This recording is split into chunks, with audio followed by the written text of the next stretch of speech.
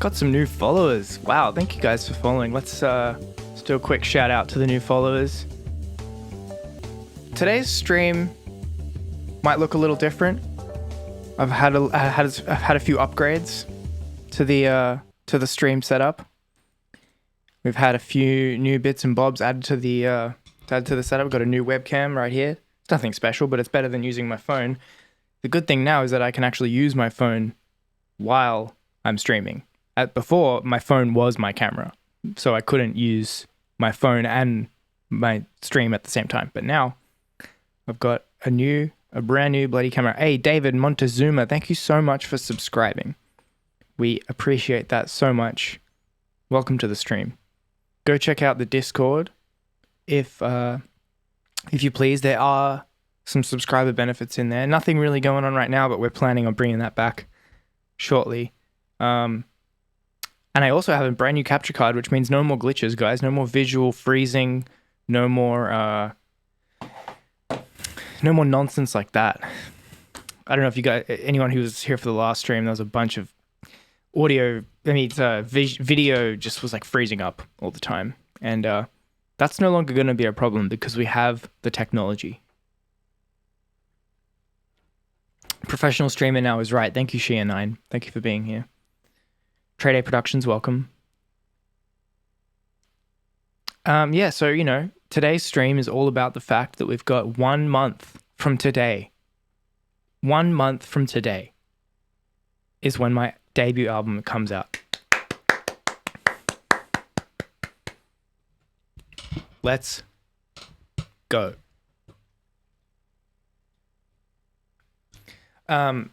Obviously, I'm extremely excited about this. I'm just so extremely excited to share with you guys what is this is something I've been working on for a very, very, very long time. This is the first stream where I've actually been able to talk about it candidly, because the last stream I did, the album was not announced yet, but it is announced now. The cat is out of the bag, so to speak, and we are in album mode. In 1 month, you will hear the full track listing of my album. Today, I'll go over a little bit about like what you have heard already, what you haven't heard, and what you can look forward to. I'm also going to spend today I know that I haven't done a stream in a long time, so I was hoping to maybe go over some of the stems from the songs that we haven't covered yet on the stream. So Look Up to Yourself being the first sort of album announcement single. And then also we've got Dreaming, which just came out like a couple of weeks ago, week and a half ago, something like that, which we're going to look at as well. So we've got a couple of songs, like we're not so much looking at the full-on project files, because I'll explain as I go why that's kind of difficult, but we are looking at the stems, like the full stems, all the mixed stems, the layers, everything in the song will be broken down, but we don't have the full-on production sessions, but I'm going to sort of use my commentary as I go to sort of explain as much as I can to you guys. Sex Me, welcome. The dog is out of the house. That's right. I'm very happy that you guys are excited as I am, because I am very, very excited. Ash Green, have I covered 17 before? Very curious about the vocoder on that one. I have not. I can talk a little bit about like how that, like what I used for that vocoder sound, if we like. It's a plugin called Vocal Synth 2 by Isotope. Yeah. Would you even be able to show anything about What Are We Waiting For? I think, did I not do a stream for What Are We Waiting For? I think I did. My last stream was What Are We Waiting For breakdown. Or is it all bounce? Oh, right, because you want to see more about the actual. Is it all bounced down many times, not much left to show? I think that's kind of the issue. Yeah, everything was bounced, rebounced, resampled, everything was like committed to audio at a very early stage in the production. So going back in time, the song doesn't sound the same as it does, like as the finished product. You know what I mean?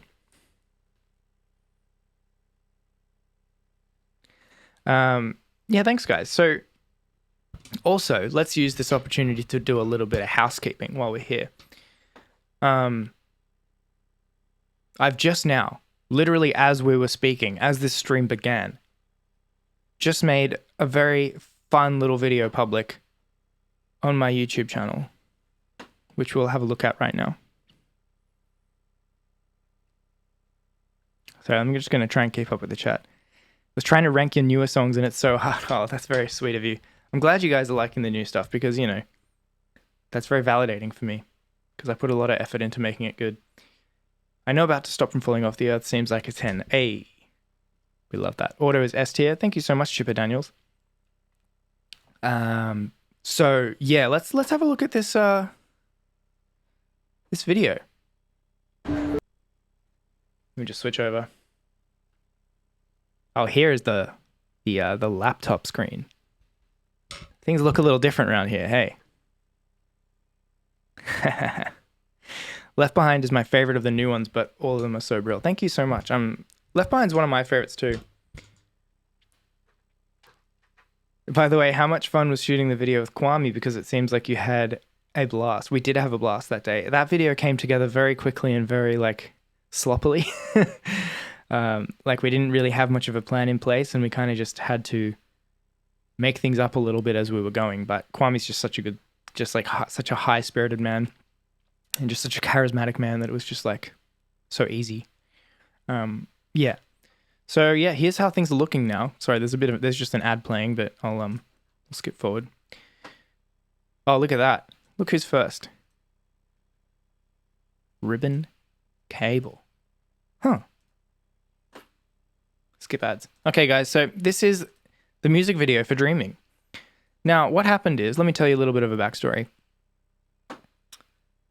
An account by the name of Ribbon Cable on Twitter basically posted this like video, like as a fan, like I had no idea who Ribbon Cable was, what the thing was. Saw it on Twitter, got tagged in it. This video of using my song in this like VR virtual reality space, you know, shot live in this sort of, you know, VR environment. And I was just like kind of so impressed by how cool this was that I decided to make this the video for the song. So let's watch it right now, shall we? Here it is, guys. This is Ribbon Cable's video, which is now the music video for my latest song, Dreaming. Let's have a look. Let's have a watch.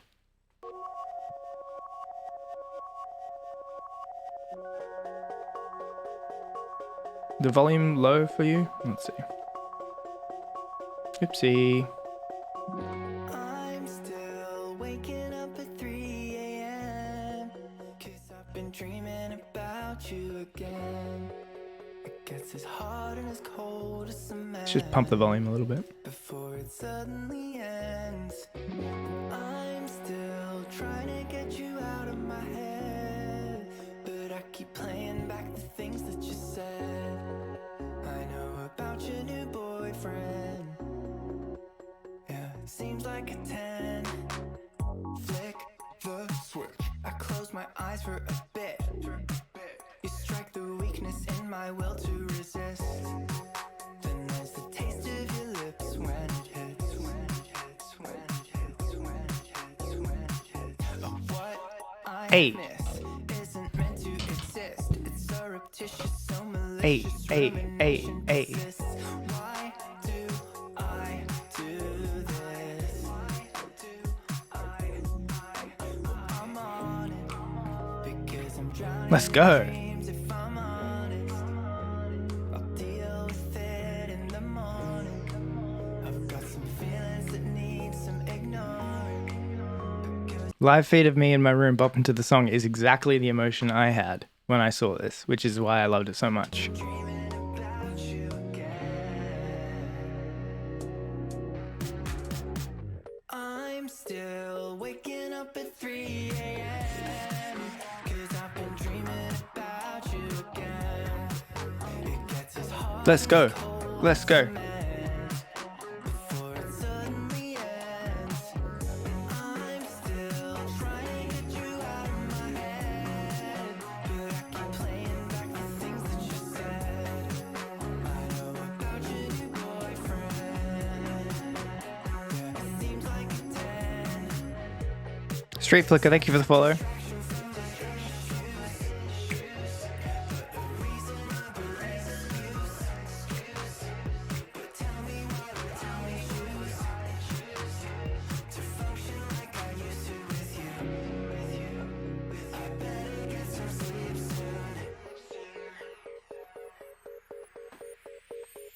I'm still waking up at 3 a.m. Cause I've been dreaming about you again. It gets as hard and as cold as cement before it suddenly ends. I'm still trying to get you out of my head, but I keep playing back the things that you said. I know about your new boyfriend. Hey, It seems like a get it.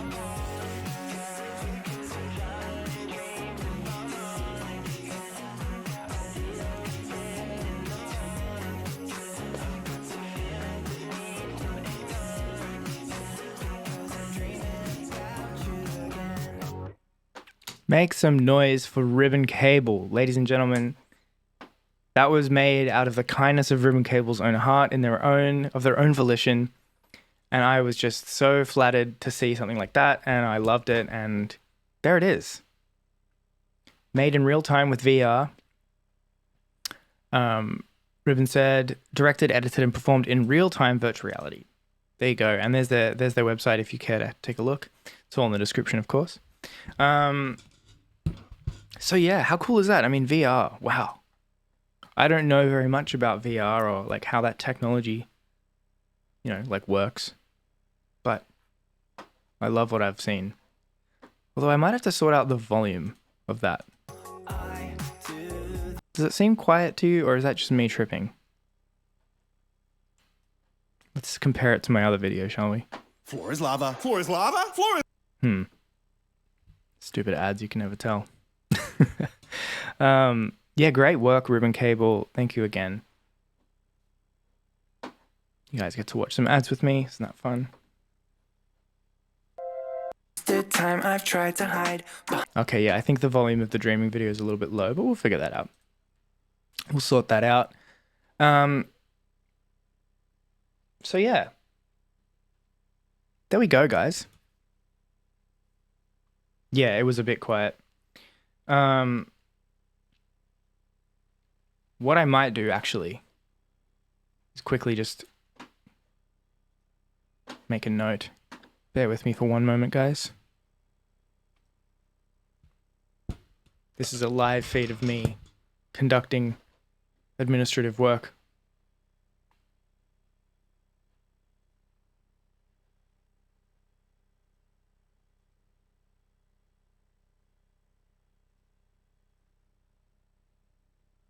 If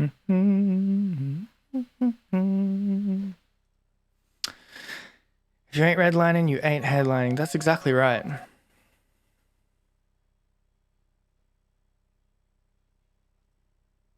I'm just going to quickly bear with me for one moment, fellows. All right. I'm very glad we got to have a look at that on the stream. So yeah, I was thinking today we'll have a look at the streams for dreaming, because that is, it's on the mind. It's fresh. And then after that, we might also have a look at the Look Up to Yourself stems, because we haven't really had a look at that song in depth yet. So I thought maybe a lot of you probably would be interested to see that. Zeal, welcome. Good morning. It is breakfast time indeed. I've just had myself some peanut butter toast. Yeah. And how are you guys doing? I want to hear from you. I want to hear what you're excited to hear. And I want to hear how you're all doing. Obviously, I could go on and on and on and about how the fact that here in Melbourne, we're still in lockdown. And, I'm getting very jealous seeing everyone else being able to perform live shows, and I'm sort of stuck here at home because I want to be doing that. I do have shows scheduled for December in Sydney and Melbourne, but who knows logistically whether that will happen or not. You're in Texas, you're not in lockdown, you're just dying. Okay, well that's a trade-off. 45 new cases in Auckland today, so we might be heading into level 4 lockdown. That's a bit rough. Callie's vibing, exactly. Just Henry has said it. Callie is vibing. I've seen I've seen the footage of the vibing in Cali, and I'd be lying if I said I wasn't extremely jealous. A couple family members signed up for booster next month. So you guys are so far ahead of us. You're so far ahead. You're getting booster shots. We haven't even got the first jab in a lot of people's arms here. So I'm just bloody getting impatient, I suppose. I do all Trade Day Productions. I also hope I'll come to East Coast USA very soon. I mean, I'm hoping to make it happen in 2022, but the uh-oh. My chat just went away for a second. Oh, we're good. We're back. Yeah. Oh, my chat refreshed and I lost everything. Oh well. Let's shall we go ahead and jump into Ableton really quick and take a look. I mean, if there's anything that you guys specifically wanted to know about anything I'm talking about, obviously drop a line in the bloody chat and we'll bloody get to it, hey. All right. Let's switch over to my laptop screen again. Here we are. What we're looking at right now is the stems for Dreaming. Now, I mean, we have heard the song already. We just heard the song. But there's no harm in hearing it again, hey. Hi, Cookie Chai. Welcome to the stream. Thank you for being here.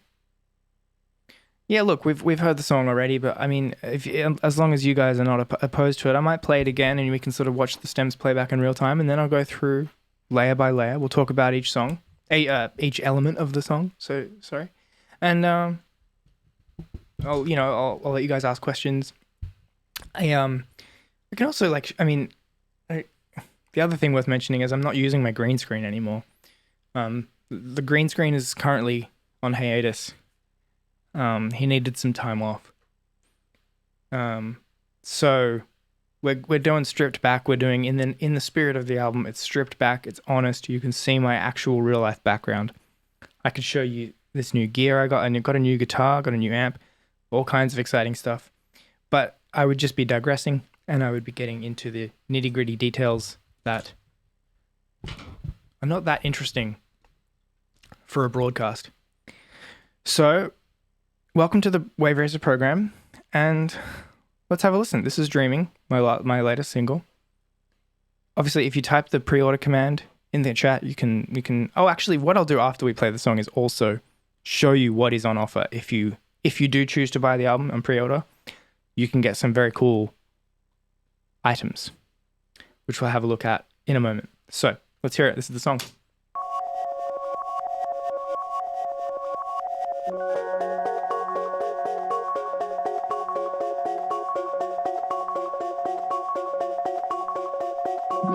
I'm still waking up at 3 a.m.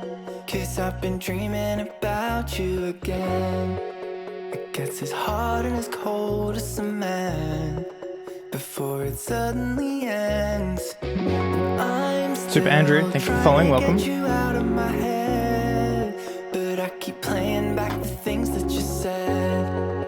I know about your new boyfriend. Also, please let me know if everything's looking and sounding good on the stream. Hopefully it is. Flick the switch. I close my eyes for a bit.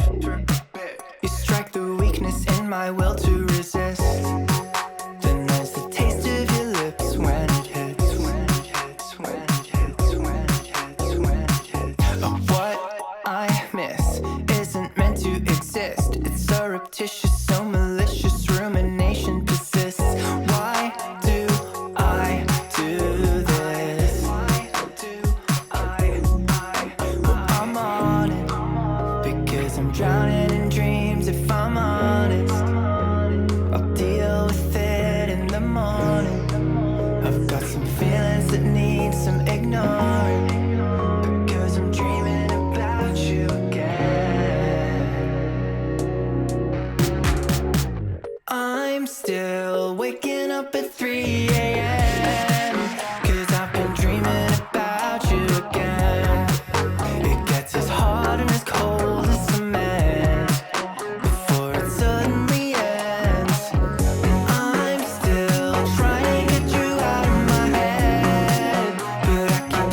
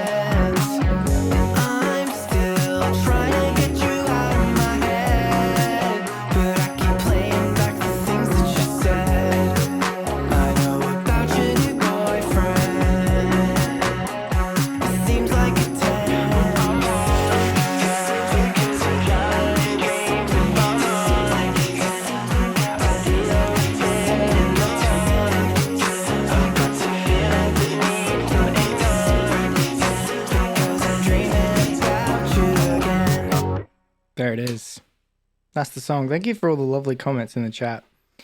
You want to hear about the vocal effects? I can try and talk a little about that. We'll listen to the isolated vocal and sort of go over that. The kick is so nice. Thank you, Shia. Was that a copy paste of When It Hits? Yes, it certainly was. Copy pasted and then filtered and all kinds of fun stuff. Drums are so good like always. Thank you so much. Zeal so pretty. Thank you. You're so pretty. Raise the Roof. Indeed. Long-time listener, Grimescribe DS. Welcome. Really love your vocals and the positivity of your modern stuff. Thank you so much. Still Matthew, welcome. You're growing as a songwriter with each release. Cool to hear the progression. This is your most pop bop. Thank you so much. And I would agree with that. Laffy Laszlo, thank you for following. Welcome. Wave Racer on the radio when? I'm patiently waiting for the day. No, Triple J have been very, very nice and supportive. This song hasn't really had any radio play. But I don't think you have to kind of pitch songs to radio for them to get on the radio, and I don't think every song release gets pitched. Like, the label kind of has to make a decision about which ones are going to be pitched. So yeah. Very Maddie Healy vocal vibes. Well, that's a high compliment. Thank you. Loving your recent releases. Excited for the album to drop. Thank you so much. What was the initial idea behind this song? That's a great question, Shia, and that's a great segue for me to get started on talking about how this song came into existence. So, if you guys are deep in on the Wave Racer lore, you might recognize a familiar character who goes by the name of Fresh Hex.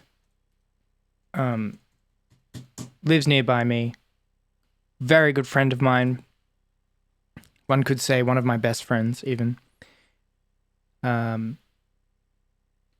and basically, we sort of casually work on music ideas together. Occasionally, we'll produce song ideas together, just for largely for fun. Sometimes for more professional reasons, and sometimes not.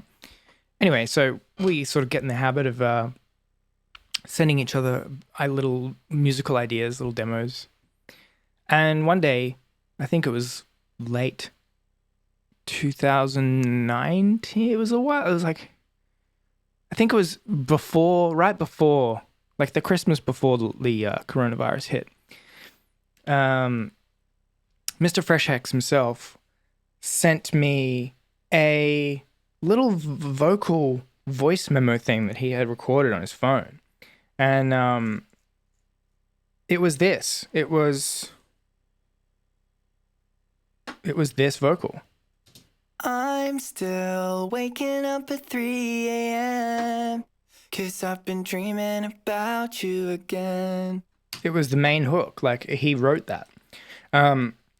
Obviously that's me singing it in the final track, but he sent me a little, a the rough idea. And I loved that. And the demo that was sent initially, And it gets as hard and it didn't have this other stuff. it gets as hard and as cold as cement. So I added that. I changed that as the songwriting process unfolded. And I'm still trying to get you out of my head. So Randall's ideas, Fresh Hex, their real name's Randall. Fresh Hex's ideas were basically they had a few different ideas for the other lyrics and the other melodic content in the song, but that first line is pretty much verbatim copied from what they sent me. I'm still waking up at 3 a.m. 'cause I've been dreaming about you again. So yeah, I took that idea and I ran with it. Now that's to say Randall's initial idea was very different. In terms of the whole song production, we had very different ideas about what that song was going to be at first. But I took my initiative and I said, I'm going to try and show you what I have in mind for this. I wrote some chords. I wrote, some little progressions. I added some movement and I re-recorded the vocal myself. And I, this is over the course of months, by the way. And, eventually got to the point where I was really happy with how the song was sounding. So I think what happened is Randall he wasn't able to really imagine what it was that I had in mind until I actually put it down into recording. So I had to sort of demonstrate through doing to prove that my idea was worth was worth trying, which is often the case with music production, because sometimes it's hard to tap into people's sonic imaginations without just simply showing them what you have in mind.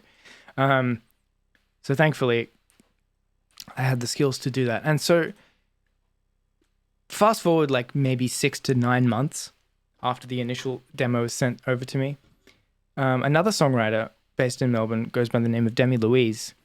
We were sort of put in a room together with the purpose of writing music. I don't know. It's for anyone who doesn't know, working in the music industry. If you're signed to a publisher or a management team or whatever, they'll often like just place artists together to write songs. They'll be like, "Oh, how do you feel about writing some music with this person?" and see what happens. Because like that's how, you use the industry connections that you have to sort of find people who are worth working with and worth collaborating with. And hopefully, sometimes nothing comes of it. Sometimes something does come of it. Usually I don't find that much comes of that kind of stuff for me, because I'm a very solitary type of worker. I'm a very kind of, I like to do everything in my own time. And I'm very like, I don't like to deal with other people's egos and like all that kind of stuff. So I always go into sessions like that a little bit sort of cautious and take everything with a bit of a grain of salt, not really expecting much. But what I did in the session with Demi is that we, sorry, I'll just answer some questions in the chat. Oh, am I signed to a label, Just Henry? I am. Yes, I'm signed to a label. Inertia, or formerly known as Inertia, now known as PIAS. Yes, they have signed me, and I am signed to their label, and they've been releasing all my singles and are releasing my album next month.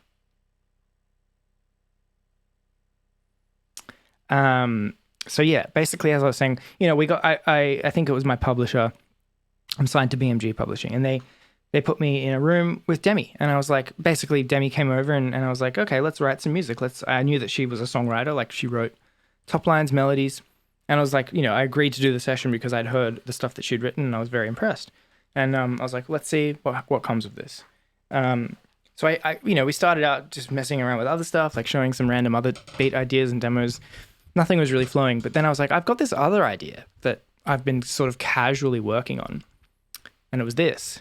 It was an early version of this song, and I showed that to her, and she immediately started vibing with it, like started getting ideas and singing little vocal ideas and stuff, and so we kind of ran with that, which wasn't the anticipated outcome of the session, but that's never, it's never you never anticipate what's going to happen in these sessions. Pardon me. So that's what we did, and she ended up contributing a lot of the melodic stuff that you hear in like the bridge and the pre-chorus of this song. And maybe even some of the verses too, and like some of the stuff in the outro. So basically the vocal melodies and the composition of this song, specifically vocally, melodically, is a collaboration between myself, Fresh Hex, and Demi Louise. We all, at various different points in time, contributed our ideas. Now, I did all the production, and I did all the chords and all the drums and all the guitars and all the like singing and recording and engineering and all of that. But I wouldn't have been able to do all of that without having good, solid musical ideas from both of those individuals. So we thank them.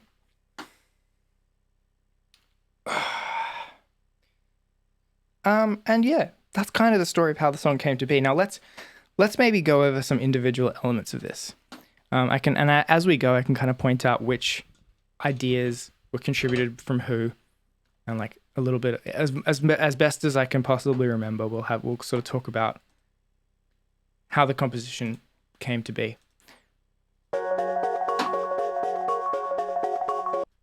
Now this intro part.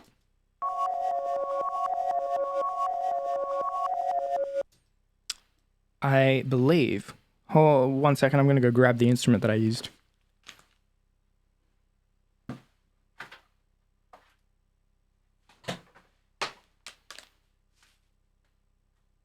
This guy.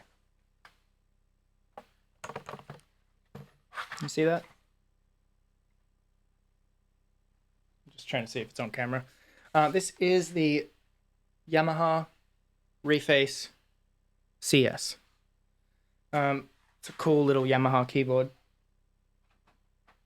Like a very, very like cool, basic, small like synth. Basically, it's meant to sound like a classic old like Yamaha CS series synthesizer. Anyway, they re-released this like in a small version, and I got it because I thought it was really cool. Yes, and Zeal, it is reversed. So, I mean, I could just unreverse it now to show you what it originally sounded like. How do you freaking do it in this new Ableton? There it is. So yeah, I recorded this little ding, ding, ding, ding, ding, little melodic line.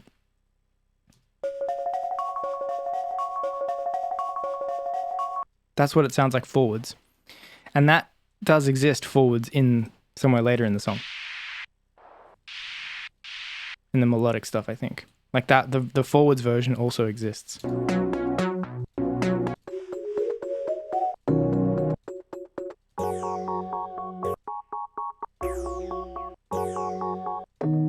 Yeah, it's somewhere, I think. Anyway, so I kind of like the texture of that.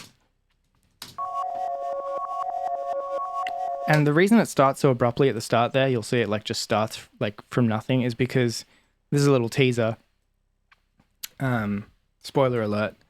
The song that precedes this on the album ends with that same sound. So we've got a seamless transition from that song to this song. I hope that bacon tastes good. All these 80s synths, you love this? I mean, 80s synths are a vibe. That's what we do. That's what we do here on the Wave Racer program.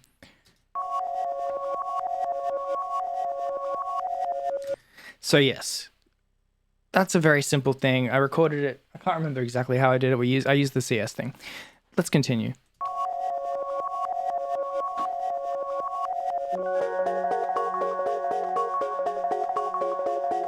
There you go. There's the forwards version.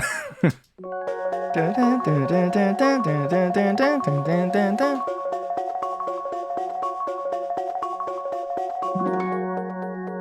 of course, there's a bunch of other like pretty.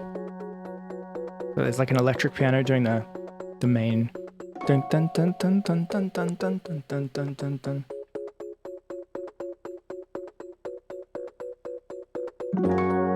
So this stem here is kind of all the keyboards and like synth parts.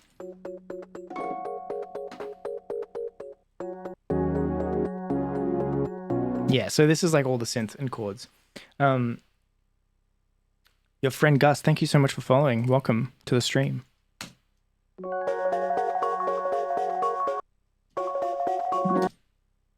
Just Henry, random question, but on this song and even possibly lots of the album, are you mainly using physical instruments, synths, guitars, drums, etc., or digital ones, plugins? It's a combination of both. It's a very healthy combination of both. I have definitely started to incorporate a lot more physical analog instrumentation in the music now, but that doesn't mean I'm not using digital stuff just as much. I definitely rely heavily on digital instruments. You know, I use all the like the Arturia stuff and loads of virtual instruments, sample packs, all that kind of stuff. So it's about finding a healthy balance. But I do find the physical stuff to be a lot more inspiring, especially with getting started with ideas sometimes. I still use Vital. I haven't used Vital in a long time. I've kind of switched over to Phase Plant. I really like Phase Plant. Voicing chords is the most elusive thing to you. QN, hi buddy, welcome to the Wave Racer program. Thanks for the follow, Slingshot77 and C9 Dayun. Thank you so much. Yeah, Phase Plant's great. Now, that being said, what we're looking at here is obviously this stem is multiple layers of synths and chords combined. So, I mean, it's kind of difficult for me to go through every single layer.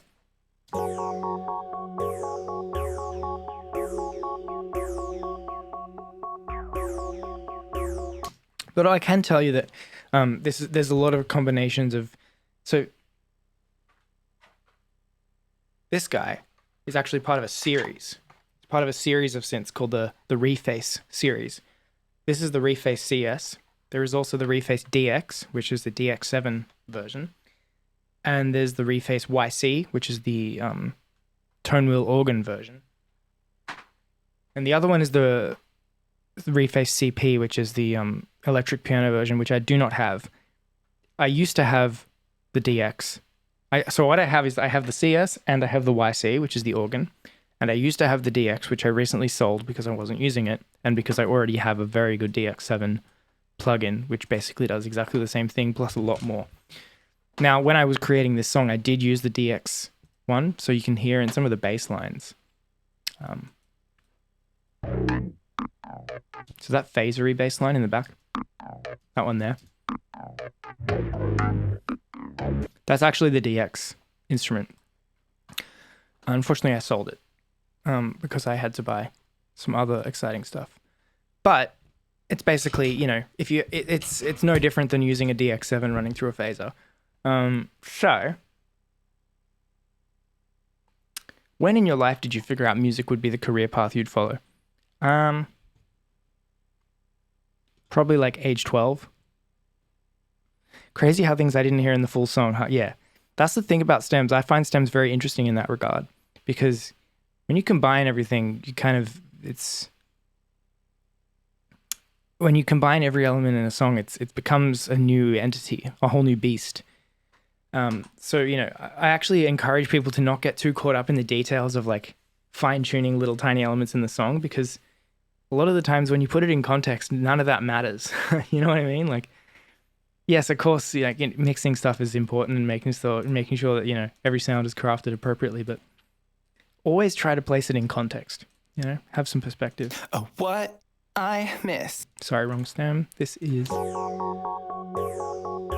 So we're hearing electric piano, plus some of the analog synth stuff. That's more stuff from the CS. That's the noisy...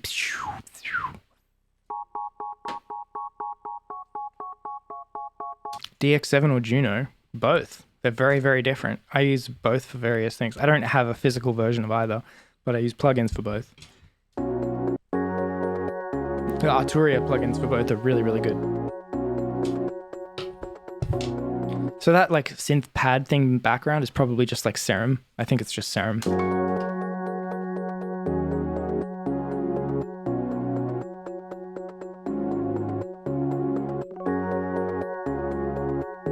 And then the glassy thing on top is, I think, another electric piano layer. Like I use a plugin called Lounge Lizard, which is a physical modeling synth for electric piano.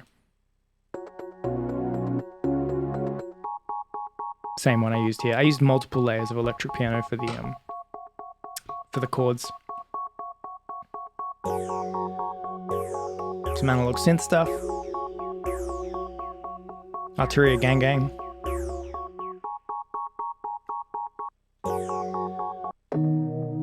Here we go. So this is the pre-chorus here. I'm on it because I'm... So we're hearing, yeah, more synth and electric piano kind of carrying the chord progression.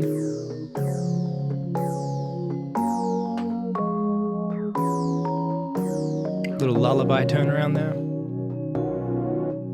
But of course we've got this guitar stuff coming in, and we've got bass. Let's have a listen to some of those other layers.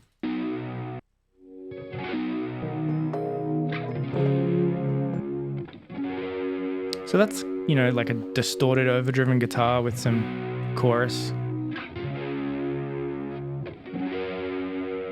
Sort of creates this like wishy-washy texture. Some more layers there. So the chorus, everything kind of switches up. But what else have we got here in this pre-chorus? The bass. So there's quite a few different bass layers too.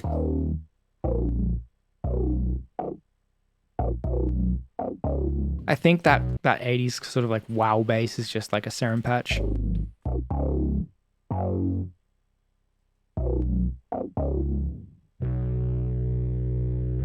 This is bass guitar. This is a real bass guitar. Overdriven, some like pedals and amps and stuff.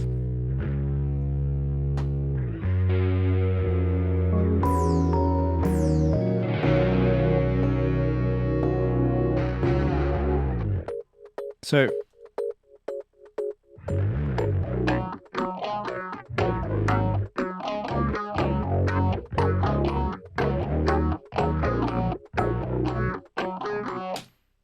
What kind of bass? I use a jazz bass. I really want to get a P bass, but I don't have the money for it yet.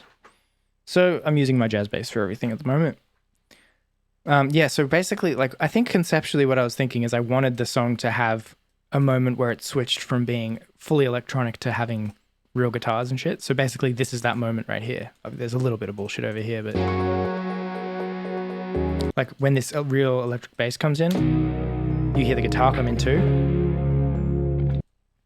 On it, because I'm drowning. Things start to get a little bit more organic. And then when the chorus kicks in, so here we've got. I'm still waking up at 3 a.m. Full on electric bass slide. So really fuzzy bass guitar there.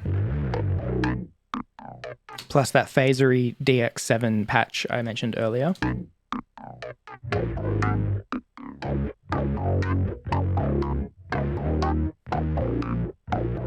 Pachelbel's canon progression.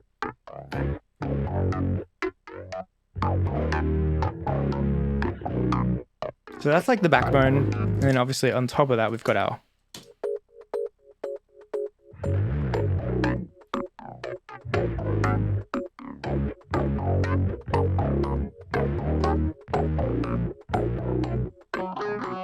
so the phaser effect is something I kind of ran with on this song too. You can hear it in the guitar as well.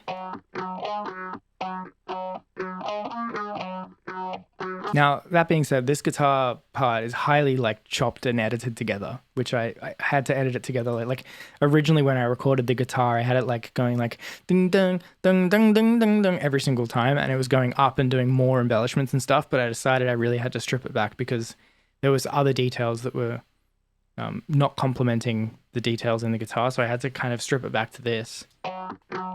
Just those two notes mostly.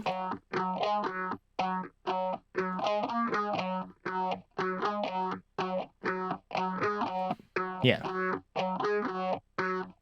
So it's, you know, it's overdriven. I'm pretty sure I used my Kemper for sure. I don't know, I can't remember which guitar I used. It might have been my Jag or my Telly. But yeah, running it through some overdrive, probably the Klon and like some other overdrives, and then yeah, a phaser, a Kemper phase, like the Kemper stock modulation effects are great.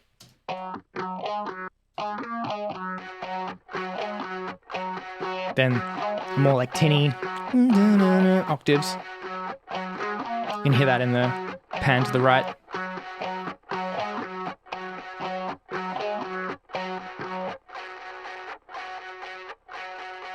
So that's really crunchy. So you can hear like each guitar part has its own texture. I'm not using the same tonal sound for each part because I want them to be very separate. They're all playing different roles. Little guitar slide there.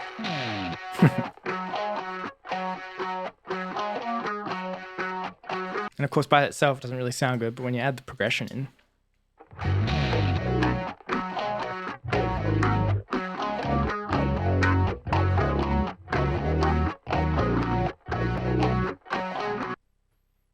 The bass is where the vibe comes from. You're absolutely right. Kickstarter to get you the bass. Yeah, I mean, I don't have anything to... I mean, maybe my album can be the Kickstarter. If you guys buy the album, then I can afford my P-Bass. 100% recommended looking at starting a Patreon where you post exclusive tutorials on the more technical details of your work. I know a lot of producers would be very keen on getting general music theory tips on how to implement it in electronic music. I agree. A few things about that is that there's a lot of that stuff already out there by much more professional, like teaching people. I'm not really a teacher by trade, and I don't know if I have the authority or the resources to create content at that level because I'm trying to still also be an artist. But yeah, I mean, I know that that's a very lucrative line of work, and I would be interested in doing that for sure. I just don't know. Like, I much prefer like the casual sort of setup. But yeah, no, 100%. I'm more than qualified to do that. Layering seems to be the name of game production. That is very true. 100% true. Sounds like a Jag? Yeah, it could be the Jag. I'm pretty sure I had the Jag around this time. Good to go. Thank you so much. Thank you, Ruben Cable. Thank you for joining. Thank you again for the video. I'm going to just quickly sort out the volume discrepancy in that video, and then at the moment I've unlisted it, but it's going to be back up. Don't you worry about it. Thank you again, Ruben. We love you so much. Is that the jazz you played on Triple J, the Jag? Yeah, that I only have that one Jag. So yeah, that would be the Jag if it is that one. I don't know if you guys noticed, but every time you type the word album in the chat, it gives you a pre-order link. That's a little hint there. We love to see that. Let's continue, shall we? Let's listen to some more stuff. Been dreaming about you again. Oh yeah, there's some cool stuff here in the chords.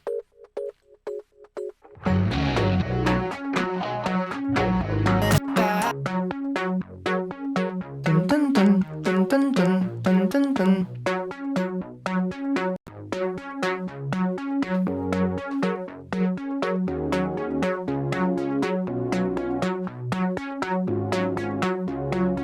I think I might have used my Prophet 6 for that. Dun, dun, dun, dun, dun, dun. Or something similar. And it was definitely an external, like, analog synth.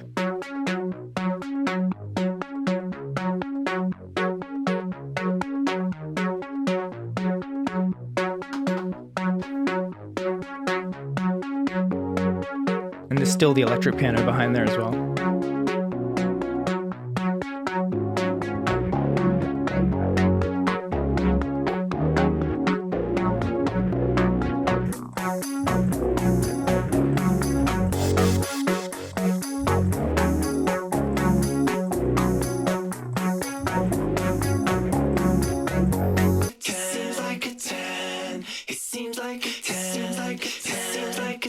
Love those harmonies at the end. Seems like a 10. Seems like a 10. It seems like a 10. Seems like a 10. Seems like a 10. It seems like a 10. Seems like a 10. Seems like a 10. It seems like Acoustic version, or just turn the drum group off and yeet it onto SoundCloud. Yeah, that would be the way to do it. Oh, I think for my live versions of these songs, I'm definitely going to be making some arrangements which are along those lines, you know, like long extended intros without any drums, slowly bringing in the chord progression, that kind of fun stuff. I mean, it's classic, typical stuff, but it's effective. Why don't we listen to the drums? I hope I'm not glossing over things too quickly. I mean, you know, I'm trying to not get caught up in the tiny details and kind of give as much insight as I possibly can into the overall, you know, song's composition. But I am, you know, I'm touching on everything I'm hearing. Okay, we'll do the vocal later. So at the end here, like, you can kind of hear. So that dung dung dung only comes in like halfway through the song. So the first chorus is actually the very chilled out chorus, and that heavy chorus only happens twice in the second half of the song. still the nice the taste of your lips when on it. Because I'm drowning in dreams if I'm honest. Please come to Sydney and play Live King. I'll empty my wallet for that show. I've already got a show booked for December. You can buy tickets right now. Well, the only thing is we don't know if you know, it's dependent on the pandemic. But it's already been it's been postponed twice. It was originally happening in July, then it was happening in August or September or some shit, and now it's happening in December. So yes, long delayed, but the tickets are out there. You can buy tickets right now if you go to my website. You can get them. On it. Because I'm drowning in dreams if I'm honest. Maybe we'll have a look at the drums. Pretty simple drums in this one, to be honest. I know I say that every time, but it's true.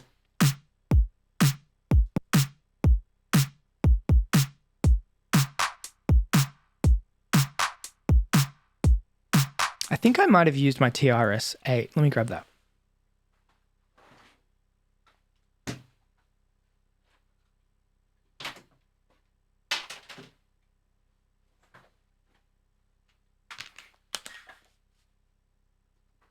So, I can't 100% confirm, but it sounds like what I did was I used this guy.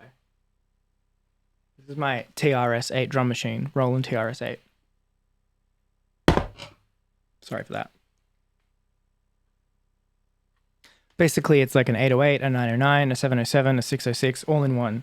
So if you're a Roland drum machine fan, this is all of them in one go, plus a lot more. Plus it's got like a bunch of other crap in it. Really good effects, really good programmability, everything. I like this as my like go-to drum machine. And yes, it is like fully physical. It's not analog, it's digital, but like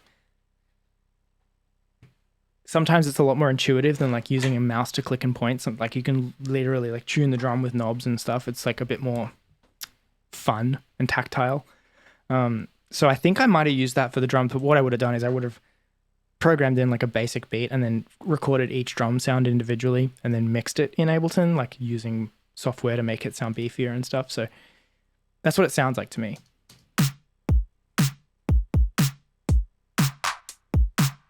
Because it's like very well mixed.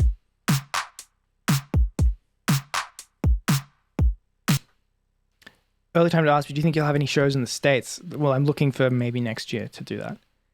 Yeah. Yeah, at the moment, we can't really leave the country, unfortunately. And that is out of my control. Got him. Thank you, Wave Meow. That's very sweet of you.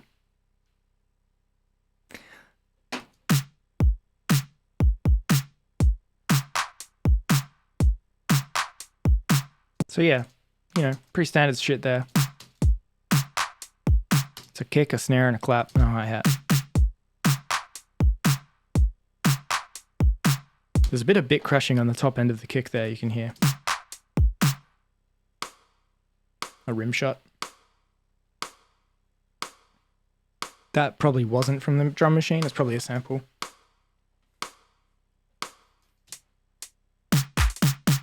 I do like the impact of that snare. It's probably like a 707 snare or something like that. Maybe a DMX.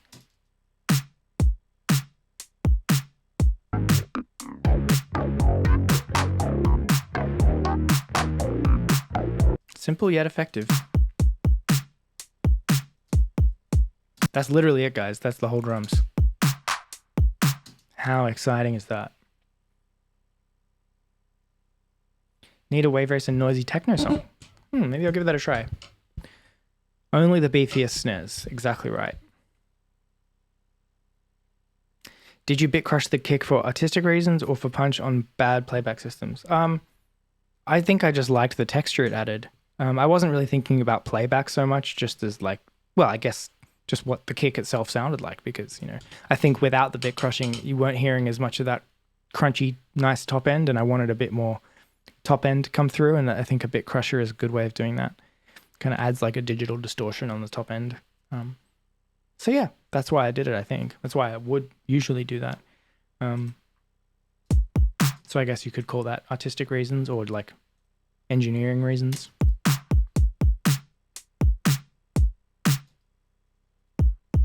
It's quite subtle. You really have to listen to it loud to even hear it. I love looking at the waveform for kicks and snares. Just like very satisfying to me. And you can see here, like that's the snare, and then there's a little bit of a clap that comes like maybe like 10 or 12 milliseconds earlier. 8 milliseconds, there you go. It kind of gives that like textural sort of flam effect. And then adds that layer on top of the snare.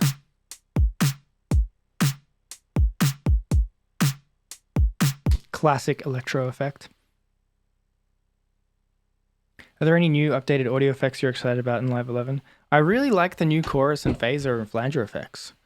Those are really cool. I also really like the spectral stuff and the hybrid reverb. Seems really cool. I've been using that a little bit. Cool, that's the drums. How exciting is that, guys? And this song doesn't even really have much like effects or like ear candy stuff either. It's basically just like a noise sweep, a reverse chime sweep thingy, another noise sweep, and another noise sweep. Like pretty simple. Yeah, hybrid reverb's really cool. Have you got the 80s retro future drum pack? I can't even remember where I got it, but it's free and the snares are so good. I don't know if I have that particular one, but I have something similar that sounds exactly like that. Like a pack full of really, really beefy like snares and toms that sound like they're straight from the 80s, like a Genesis studio session. Any plans for releasing stems or remix contests? I would like to try and think about that. I haven't got any solid plans for that yet, but that's a good idea. And I think that was discussed with the label at some point too. So keep your eyes peeled for that. I'm glad you like the Splice Pack, Zeal. Thank you so much. It was a fun one to make. Yeah, my Splice Pack is, go get it. Go get that pack.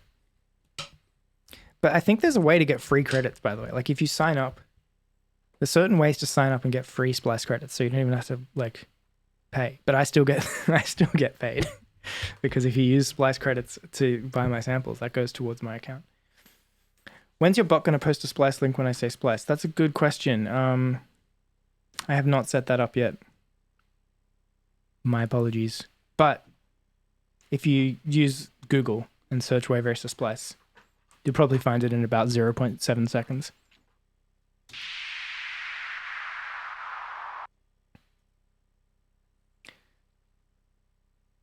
We love Genesis at this stream. You wrote your music history class essay on Genesis snares. That's awesome. Gated reverb snare. Does not get better than that. I use gated reverb, even used very subtly on pretty much every snare now. It's just such an awesome effect. Do record labels generally pay you any sort of salary, or is it all initial investment plus sales? They don't pay salary. I've never heard of that. They might give you an advance, like to cover certain living expenses. Like maybe a portion of the advance that they pay you might be for like, just general living while you make the album. But they certainly don't pay a salary. No. And the advance is usually, the way it works is they'll give you an advance, but then it's just a loan. So you have to pay, all the money that they give you for the advance has to be recouped through the sales of the album before you even see any more money. So like, let's say someone has let's just speak figuratively, a label will give you $100 to say, make an album with $100. It's usually a lot more than $100, but yes, we're like, make an album with $100, but we're not going to give you any more money until the album makes $100. That's basically the gist of it. And then it's obviously split. Any profits are split between you and the label too. When the snare go donk, the song is good. That's facts. Does this snare go donk? It's pretty donkular. Donk. All right. What have we not had to listen to yet?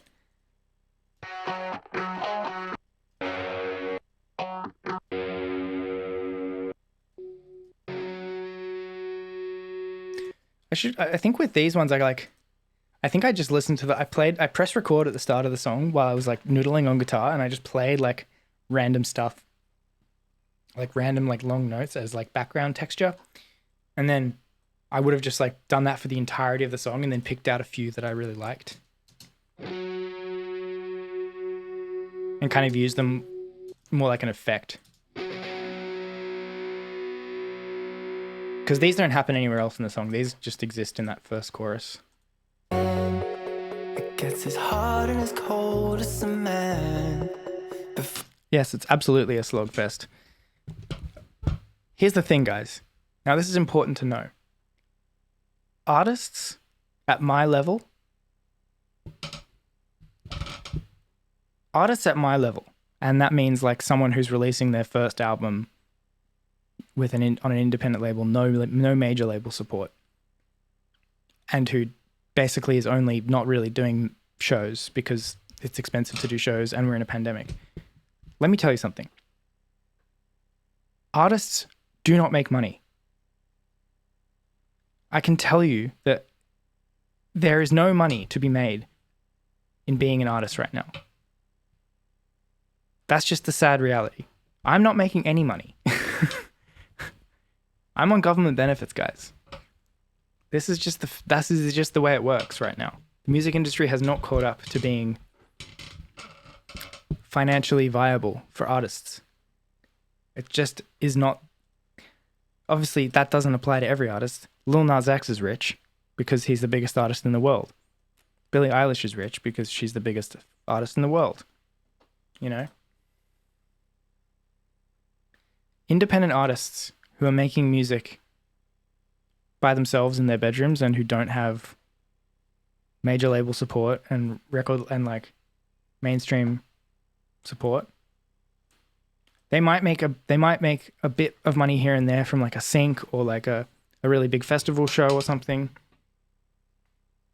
But there is no money to be made from like even if you sell hundreds or thousands of copies of your album, that might pay your rent for like a month or two. That's just the sad reality. Anyway,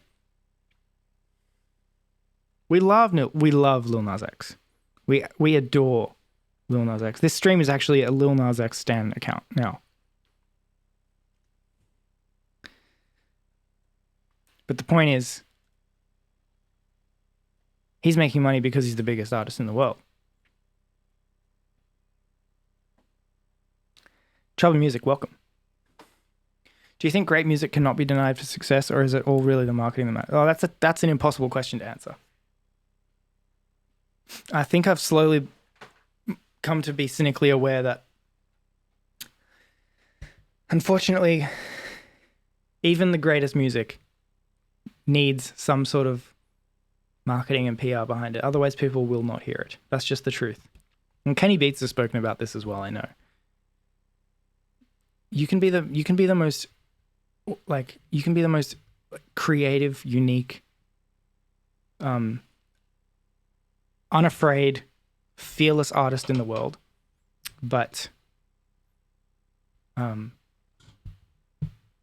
if people don't hear what you're making, and if your stuff doesn't like pop up in people's lives and give them some sort of reason to be interested, it will just fall by the wayside, unfortunately. So yeah, but that's the other thing with a record label is that a lot of what they're paying for is actually just publicity and PR. A huge chunk of what the record label pays for is distribution and PR. So that means getting the music into the people's ear holes by whatever means necessary. That's pretty much their job.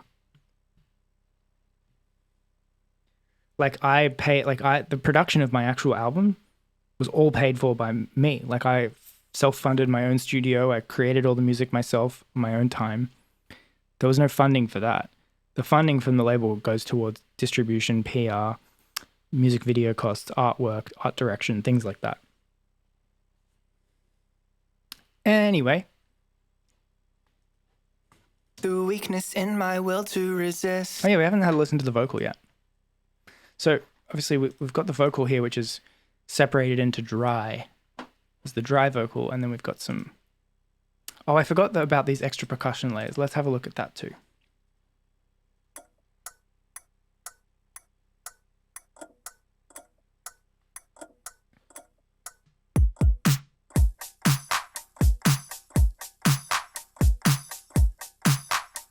So I guess that even though I was speaking about the drums being really, really simple, there is these like top end percussion layers on top that are bringing quite a bit of life as well.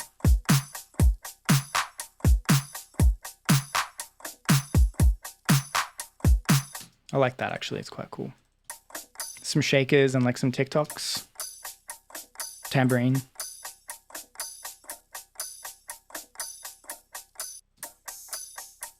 Cymbals, there we go. That really does a lot. Oh yeah, there's that too.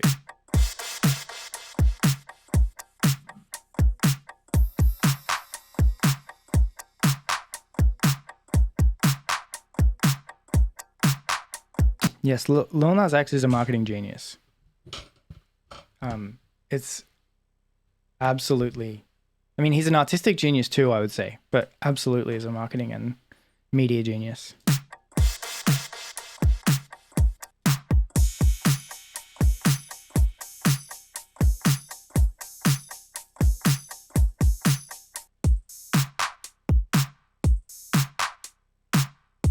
some cymbals, high-end cymbals.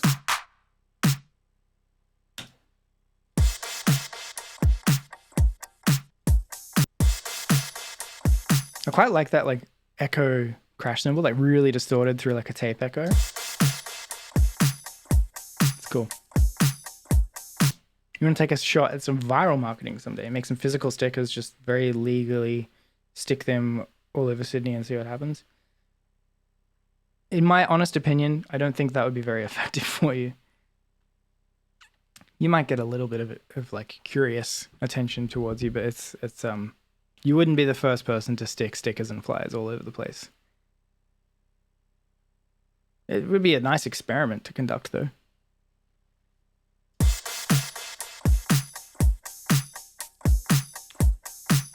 All right. So, as I was saying, the lead vocal here.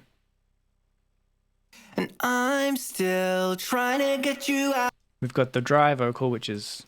And I'm still trying to get you out of my head. And when I say dry, that just means no modulation effects. This dry vocal has still been auto-tuned to death, comped, edited, EQ'd, compressed, saturated, chopped, and everything you can possibly imagine.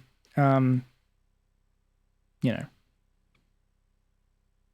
Oh, Sex just tipped $3.33. You're absolute legend. Thank you so much.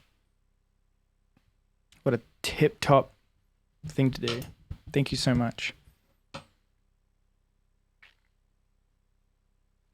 So At 3 a.m. as I was saying, yeah, lots of auto-tune. I mean, yes, I've auto-tuned the shit out of my vocals and, you know, sorry, pardon me.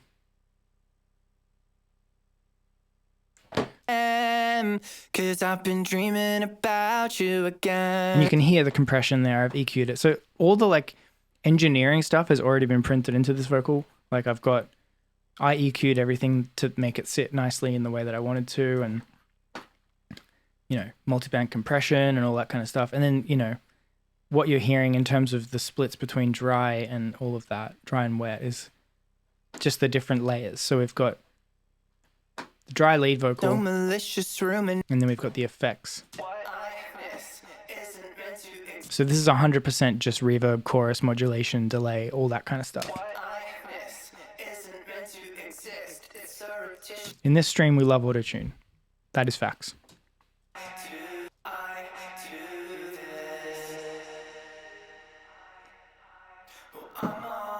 So you can hear all that backgroundy beautifulness, make it sit in a space. Now, there's an artistry to that in itself, like making, like just crafting the reverb space. I find that to be a very time-consuming and tedious thing to get it right, but when you do get it right, it's so fantastic. you strike the weakness in my will to resist.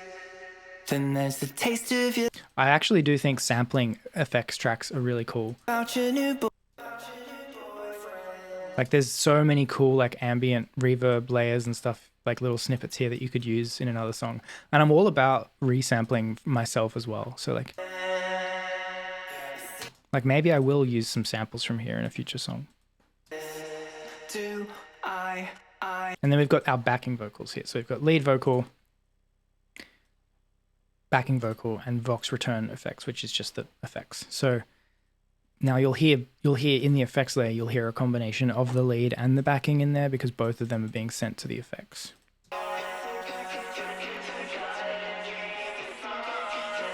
seems like I feel it in the morning. I've got some feeling that need to ignore. Because I'm dreaming about you again. Thank you, Sex Me. I really appreciate the donation and your kind words, and I'm glad that you're enjoying the music, and I can't wait for the world to hear the album. Thank you for the follow, JMB Prod. Ooh, Laszlo, thank you for the tip, $10.28. You guys are very generous. Thank you so much. Really appreciate that. And as I said, you can sub to the channel too, if that's another way you want to support, and you do get benefits from that because in the future I am going to be like, and you can even access them now. There's some previous streams I did where there's some samples I made live on stream. If you sub, you get access to that through the Discord. That stuff is still there, and I'm going to be doing more of that. So if you do want to sub, that stuff does exist for you as well. If you know, if you want to get a little return for your investment there. Thank you so much, guys. I really appreciate the support. Waking up at 3 a.m. Cause I've been dreaming about I do this. Why do I? Well, I'm on it. Any chance of getting access to the stems to do some remixes with sampling? I'm going to look into this. I do like that idea a lot. And I am going to look into that. For sure. Stay tuned. If anything like that happens, I'll announce it on, social media and stuff. So just have a look. Chubba, thank you for the sub. Thank you so much. My soundboard thing is not set up, so I would normally trigger the air horn effect right about now, or the crowd cheering sound effect. But for now, we'll have to just do it analog. Thank you so much. Have you watched the Mark Ronson miniseries Watch the Sound? It's got a really cool episode on autotune that's super interesting. I haven't watched that, but I love Mark Ronson. I do this. So the backing vocals are basically just acting as harmonies. Excuse. So you can hear the harmony layers there. Distraction from my issues. In context. Such a This is the bridge section of the song. Such a distraction from my issues. But a reasonable excuse. Call and response type of thing. Tell me why would I choose to function like I used to with you. And yeah, we've got distortion here. To function like I used to with you. Little textural differentiation between the bridge and chorus. I'm still waking. Oh, you hear a little auto-tune glitch there? I'm still. You can't hear it in the mix though.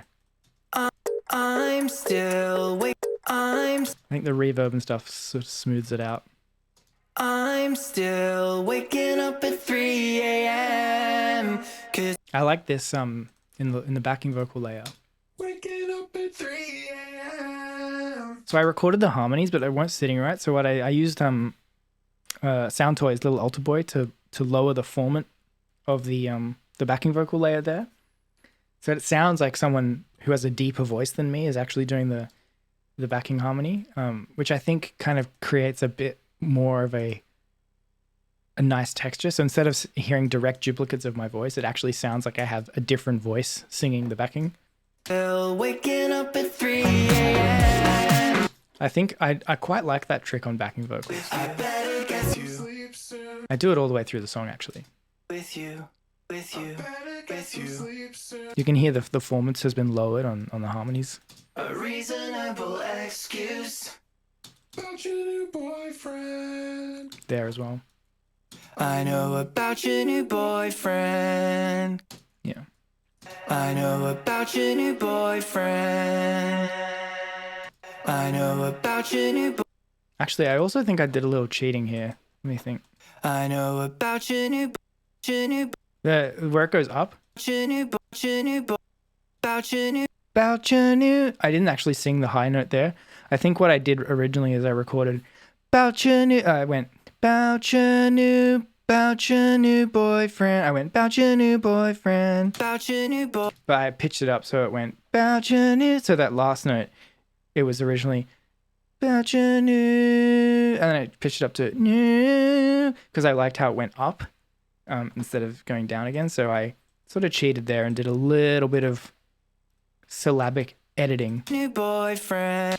But I could definitely recreate it live, but I think that sort of experimentation with the melody, the fact that the technology allows me to do that, is kind of benefits the composition overall. Said, I know about your new boyfriend. Plus, it sounds relatively natural anyway. Can't wait to watch this tomorrow, but checking in quickly to send my love to the chat. Thank you, Beast Coast. Welcome, and I hope you have a lovely day or night. The harmony's so cool. I really love processed harmonies. My fave is tuning a double line to a single note. Yeah. Oh, that's a good one. Yeah, like using autotune to make everything a single note, and then, yeah, kind of like a pedal note, if you will. Globular Blooms, when you autotune, do you program the melody in MIDI, or do you tell it the key and fluctuate between notes with your voice? Oh no, I don't program the melody with MIDI or anything like that. I mean, that can be done, but I use that more as like a vocoder effect if I'm doing that. With autotune, I sing the melody and then I put the key in of the song that I'm singing and just adjust the settings so it sounds the way I want it to. Like, because you can make autotune sound really natural or really really robotic if you want to, and I try to find that balance so that it sounds in tune and natural without sounding too robotic. But yeah, autotune is very good at doing that. You just put in the key and sing. Turner Rock, welcome to the stream. Thanks for joining. Trying to get you out of my head, but I keep playing back the things that you said. I know about your new boyfriend. Yeah, it seems like a 10. Such a distraction from my issues, but a reasonable excuse. But tell me why I choose to function like I used to. The only other thing we haven't really touched on here is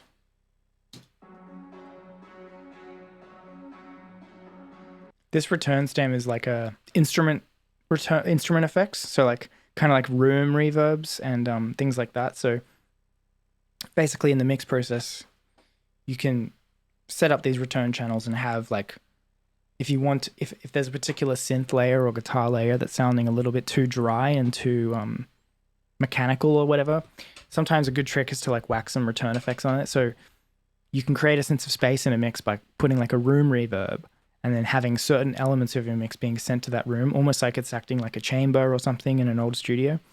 And so yeah, what's been done here is you can hear that's being sent to a reverb here. Kind of makes it sound like it's being played in a hall or a venue. It's subtle. That's very dry without it.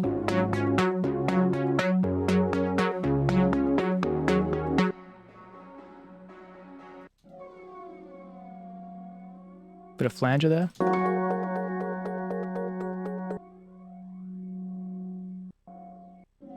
It helps to add some texture to like the overall feel of the production, because like, you know, we've got these instruments front and center, but then because you're sending the vocals to reverb, so it kind of makes sense that you want to have some of the instruments also sitting in a reverberating space. It's just like a psychoacoustic thing. Kind of helps the brain feel more comfortable listening to it, I think. Why does that sound like Kahoot? I don't know what that is. Can you group return effects in Ableton? Would be super helpful. No, you can't group them, but you can send them to buses, which is what I do. So you can send return effects into like their own bus groups. So it's a very similar thing to grouping them, but you just have to do it the old-fashioned way. And that's pretty much the song, guys. If you guys have anything that you wanted me to touch on or like look over or explain that I haven't really done yet, please let me know now. And then we'll have a very short break and then we'll move on to Look Up to Yourself, which is the other song that we haven't covered on stream yet, but I'm planning on doing right now. So please let me know. Kahoot is a website people use to create tests, quizzes, and it has a funky music theme. Oh, okay, cool. The toy piano really reminds me of Please Be Naked, I Like It When You Sleep. Ah, nice. I mean, I love that reference in that band, obviously. No denying that.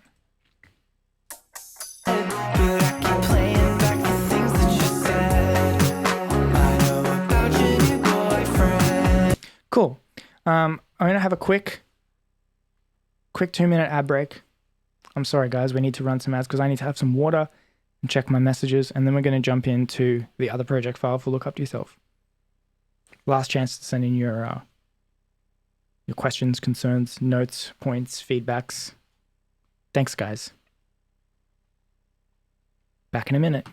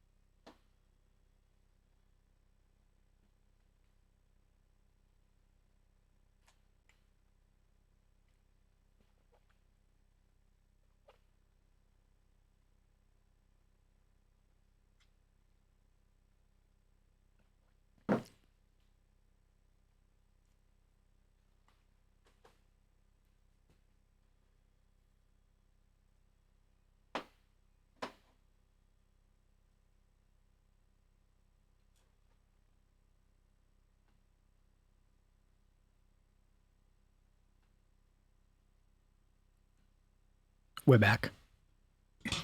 Hope you guys enjoyed the ads. It's weird because I just sit here in silence while the ads are playing. But yeah. Look Up to Yourself is the song you found me through. Thanks, man. That's cool. It's interesting to see that some people know me from like 2015 and some people are just hearing about me now.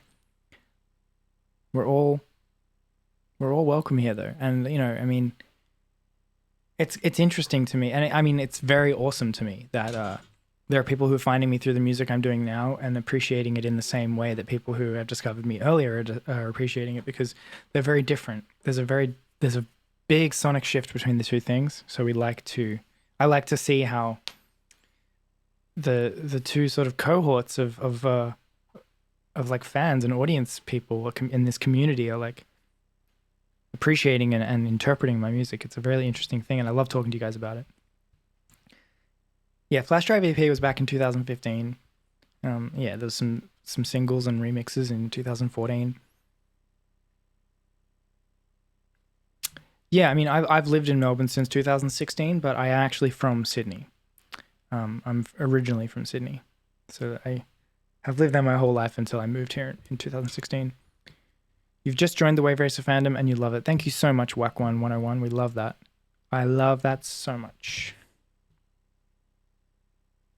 Welcome to the stream. Delbuster here because of Secret Sky and Auto. That's so sick. Thank you. Welcome. Wait, do you have a name for your fans? No, I don't, but I'm open to suggestions. Auto is like my favorite song I've discovered this year. Thank you so much.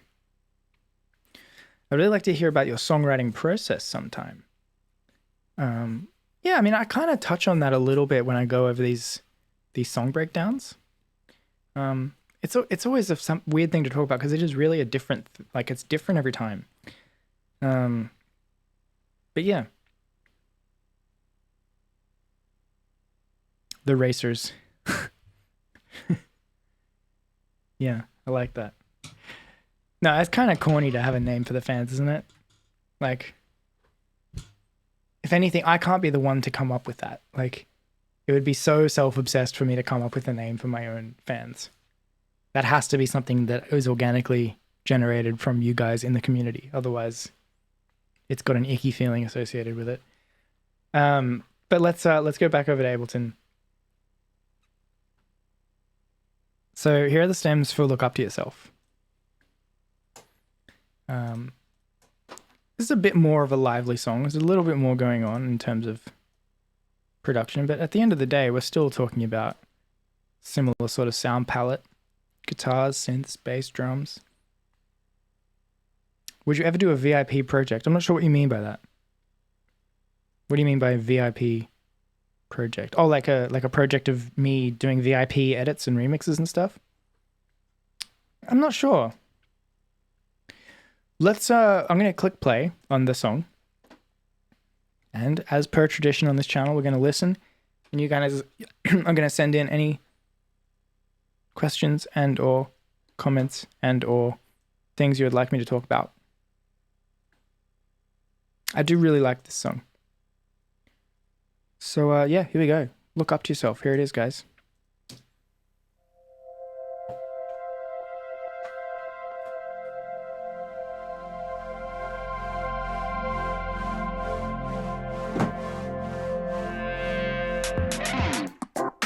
Maybe there's a reason for the wasted time I've tried to hide behind a list of alibis, but I need a second pair of eyes to find out why I try to lie sometimes.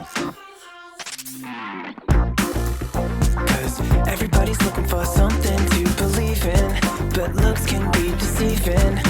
You won't ever know how much everything was like if you give yourself up. Learn how to look up to yourself. Even when the going gets tough, we'll be looking up again soon enough. If you just look up to yourself, you won't ever know how much everything was like if you give yourself up. Learn how to look up to yourself. Maybe I'm the reason that I find myself dissatisfied with every aspect of my life, and I'm just waiting for the perfect time.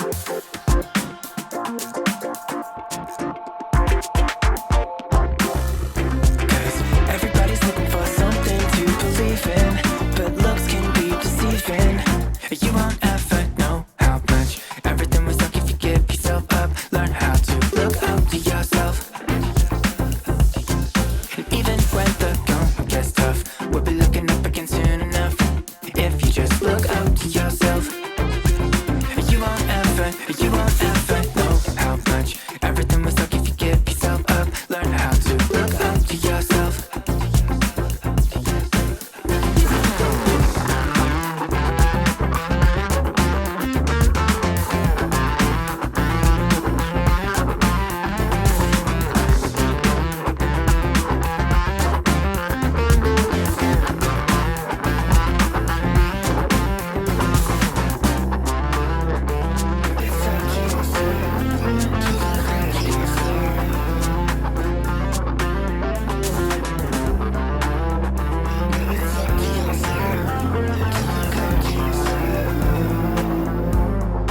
You won't ever know how much everything was like if you give yourself up. Learn how to look up to yourself. And even when the going gets tough, we'll be looking up again soon enough. If you just look up to yourself, you won't ever know how much everything was like if you give yourself up. Learn how to look up to yourself. And even when the going gets tough, we'll be looking up again soon enough. If you just look up to yourself, you won't ever.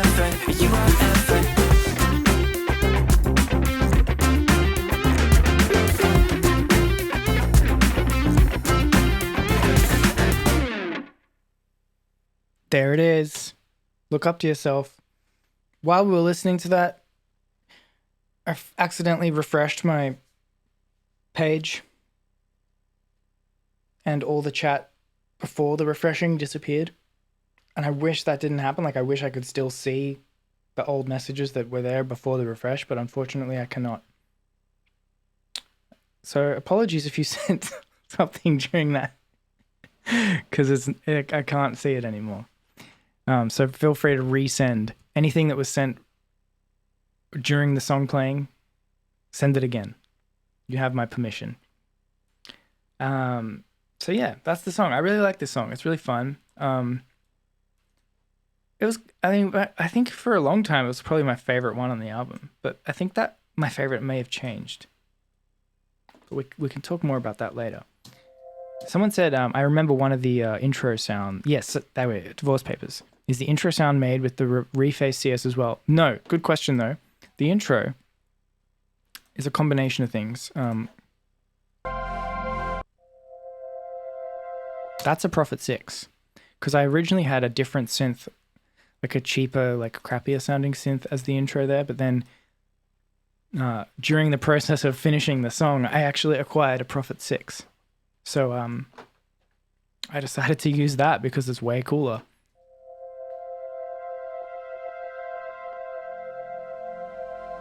But then there's a few layers that come in.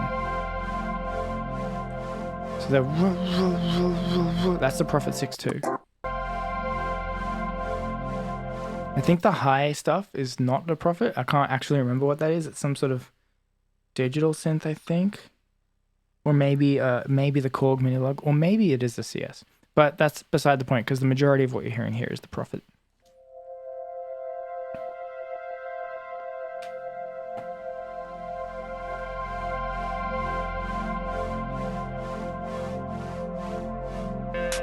We got the guitar coming in here.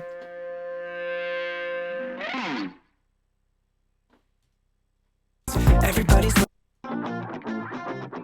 I do like the guitars in this one.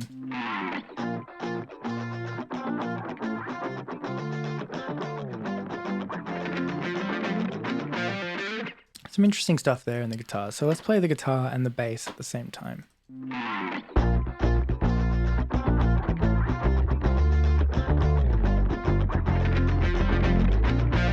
So if we solo the bass, Now this is a real bass guitar, by the way.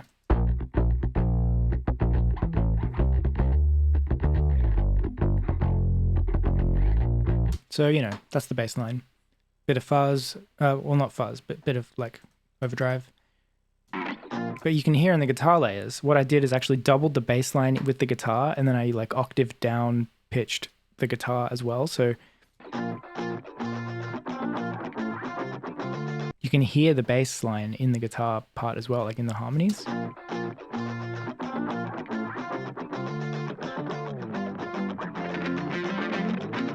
So it's really kind of chunky low end going on here.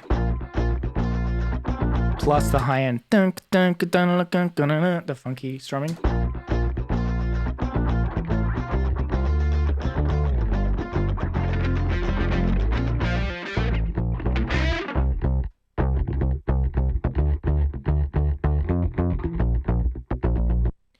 What I use to process my guitars. So basically all the guitars are recorded through my Kemper profiling amp, which is just basically an amp sim kind of thing. So has any amp you could ever want is in there. And it has a bunch of effects and stuff. I use a lot of pedals. So I'm using analog pedals like various overdrives, choruses, fuzzes, modulation, things like that. And then I also want so basically the guitar goes through the pedal into the Kemper, processed in the Kemper using the amp simulation plus more effects and whatever.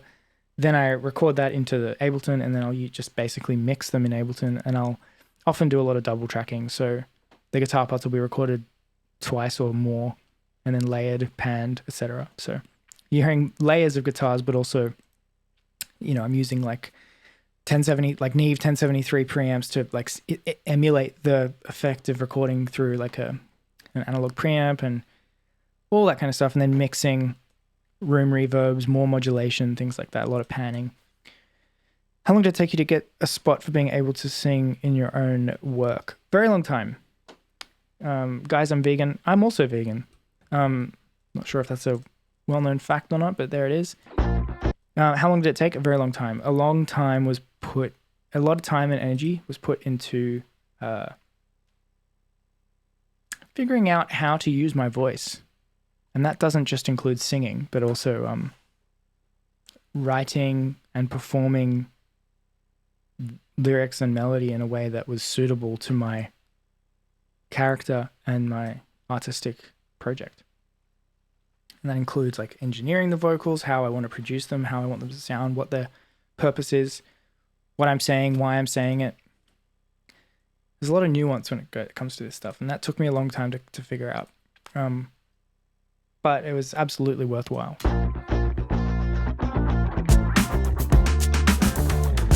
But looks can be deceiving. You won't ever. So Left Behind, which you've already heard, if a lot of you would have heard, it's the first song that, it's like, no, not the first song from the album that you heard, but one of them. That was probably the first song that I like comfortably sang. So I had some other songs before that I used my voice on that never got, like, so Auto, for example, has my voice, but it's highly modulated and affected.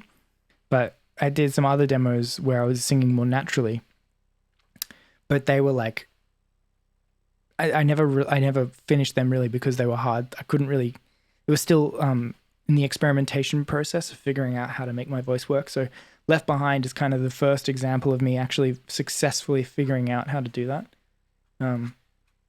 So, you know, that song holds a place in my heart in that respect. Something to believe in. So yeah, we've got the bass here, and then let's have a listen to when it hits the chorus.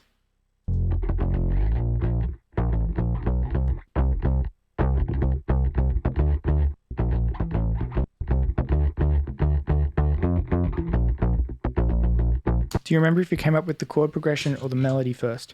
Definitely the chord progression. I think I probably came up with even something simpler than that, like the bass line first. I think I wrote the bass line for this one first. Grimescribe, thank you.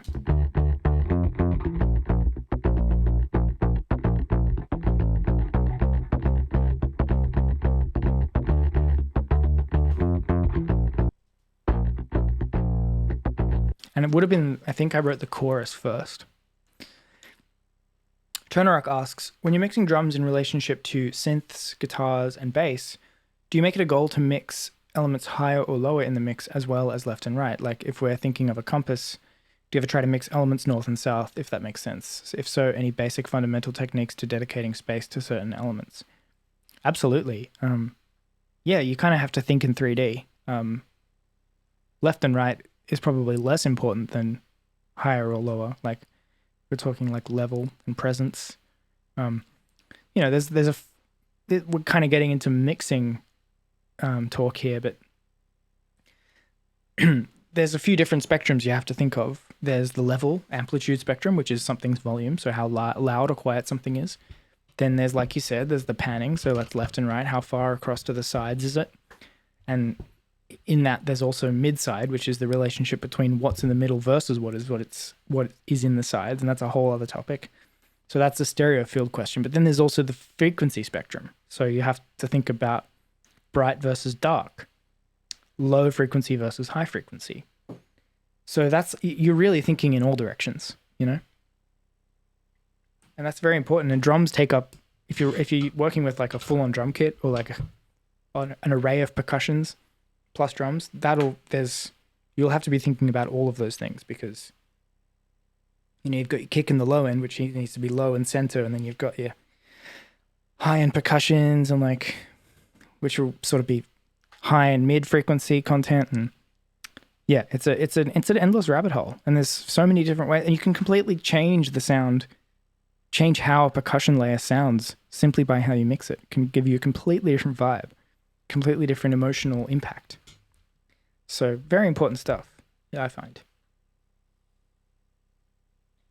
Advice for getting a good amount of bass and having it sit well with the kick. I always have it either too loud or too quiet. That's a hard one. The mix between bass and kick is always something that people have trouble with. I think basically you need to have, kicks will always have sort of a resonant low frequency that there's kind of the fundamental, essentially. So like a kick is a short bass sound. So there's always going to be something in the kick that kind of resonates at a peak level. So what you can do is try to take that out of the bass. So like allow the kick to have its own little reserved frequency area. For example, if you've got a kick that's resonating at 50 hertz or 60 hertz, let's say 50 hertz, then maybe you want to remove 50 hertz from your bass line a little bit. But there are other things you can do too. You can do ducking. You can do, if you apply more saturation and harmonics to the bass, you can afford to take out more low end from the bass, because you get the psychoacoustic effect of it feeling more full and loud, even though it's not. That's what saturation does. So, again, there's a lot of things you can think about there. What else have we got here? So we've got the chords here.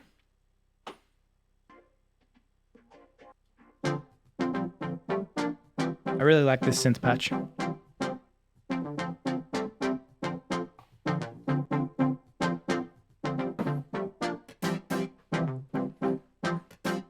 Mountainside morning. Welcome to the Wave Racer program. Leon Kudupita, how do you finally decide when a track is done? Like, when do you reach the point when you decide there is no need to keep mixing and mastering? That's a hard one. I would say there's a point where I used to approach it like this. I used to say, when I've run out of things to change, that's when it's done. But the thing is, it's actually a little bit more complicated than that. Because there are always going to be things you want to change, depending on when you listen to it. What you need to do, I think, is remove yourself from it a little bit and say, this is all, I reckon, like when you're at the point where it's like almost done, you kind of say, okay, there's a list of things I have that I want to fix to finalize this. Let's do that. And then take a step back. And then come back and listen to it and say, okay, do I still like it as much as I did before? If yes, then I reckon it's finished. If not, then maybe you need to go in and tweak some of the final things that you've done. But I find that usually once you've ticked off those final things off the list, if you take a day or so and like, you know, give it, like sleep on it, come back in the morning and listen again, and you'll be like, okay, yeah, this is having the same emotional impact and this is hitting me in the same way. This song is finished, you know? Why keep changing it if the effect is there? Sometimes doing too much can be detrimental. Subpar Mixtape, thank you for the follow. This synth patch is not analog. No, this is actually a Arturia plugin. Let me see if I can find it. CZ. This one. The CZV.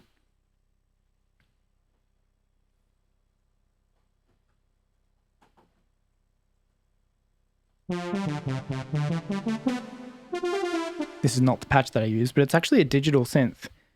Even like it's modeled off a digital synth too. It sounds very analog. It's a very interesting thing. The CZ line of synths, very good for like brassy stuff. It's a different type of synthesis.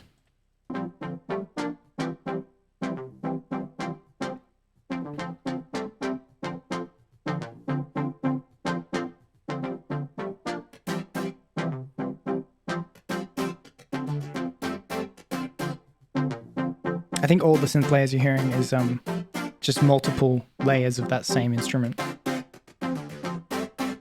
Oh, I actually think I did use the Arturia Prophet plugin as well. This was before I had the real Prophet. So you can kind of hear there's more high-end layers of synth coming in.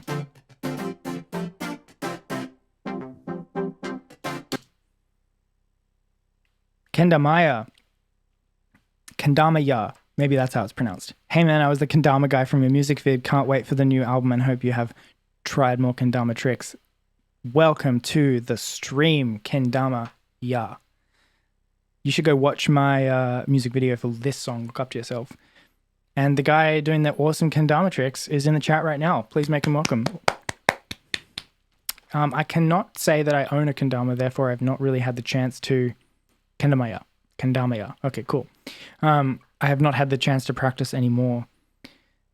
But I mean, I had so much fun doing it on that day. I actually really should buy one because it's such a cool thing. Like I've had so much fun like fiddling with that thing and just like trying. I like, they were like trying to get me to stop. They were like, okay, cut. And I was like, but I'm having so much fun.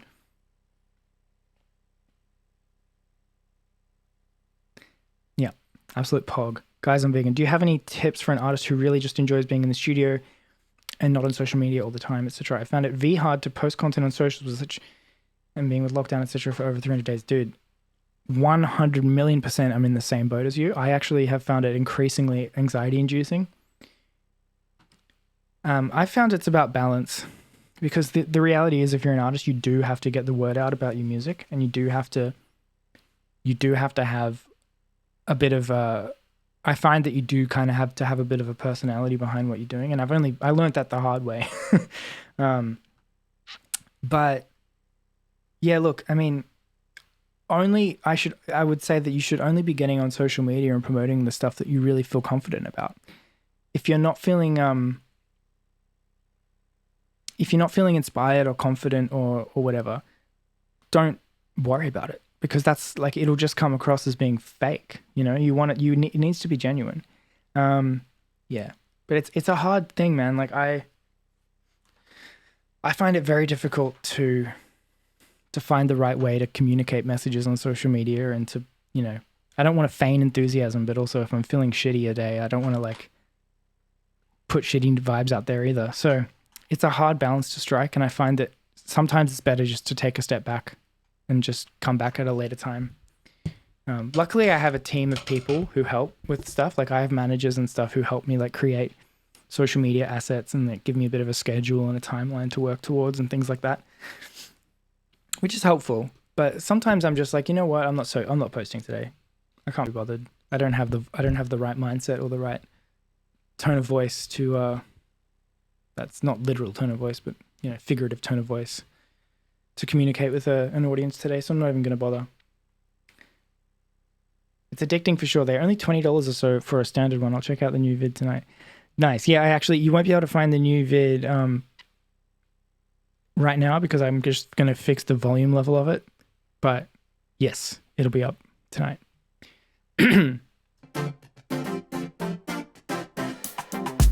I really like the drums in this song.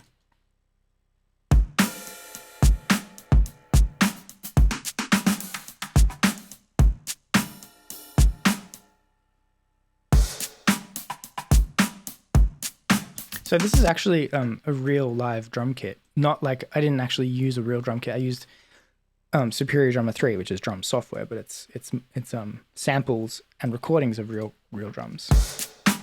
But then I've layered sub bass onto the kick. And I think I also layered some sample behind the snare as well. So it's basically reinforced by electronic samples.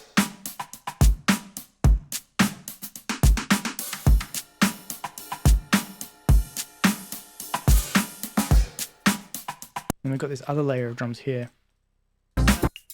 Yeah, again, kind of separated the high-end percussion out. So this is shakers and like hand percussion and stuff.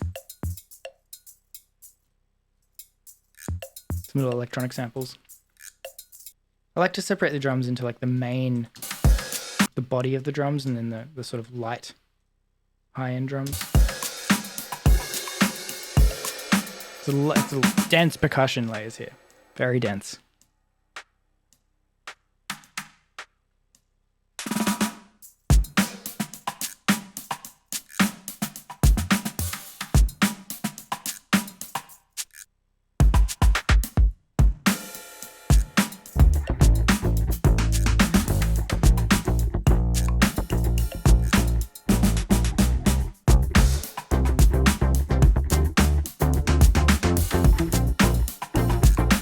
I like the chord progression a lot.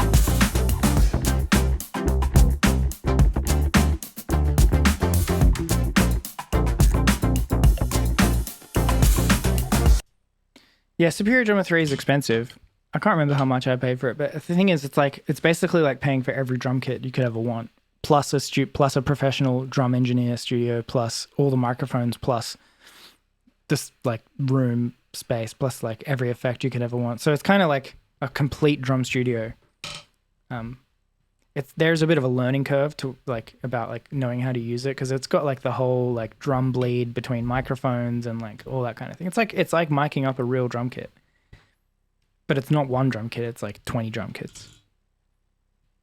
Do you use return tracks for reverb or echo? I certainly do. There's a bunch of that in this. You can actually, sometimes it's even separated out in the stems, but sometimes I'll also do that thing you can do in Ableton where you'll like put a parallel layer on the track, so you can like make a kind of like this. I'll just show you. You can go audio effect rack. So a rack like that just means you can have multiple effects in there, and then you create two chains. So you've got one dry chain and then one effect chain, and then you can put like you can put like a delay or a reverb on the effect chain, and then you can use this mix to like adjust how much of the effect you want, kind of thing. So you can keep your dry signal clean and then your effect signal here, and you can put multiple effects. You can put reverbs and whatever else you want, blah blah blah. So yeah, that's a similar way of doing it. Like it's kind of like a parallel. The only difference then is you don't have the ability to send multiple taps of audio to it. That's just a one dedicated parallel chain. But no, I do use returns for echoes and stuff all the time, especially for vocals, because I like to be able to like sort of automate how much you're sending to it, and then also be able to send multiple layers of stuff to the same effect to give a sense of space. Is that an actual bass or a synth? This song is an actual bass guitar. It's my jazz bass. I need good drums, but I'm poor. Pain. Same. I don't have the space or the money for real drums. So Superior Drummer it is.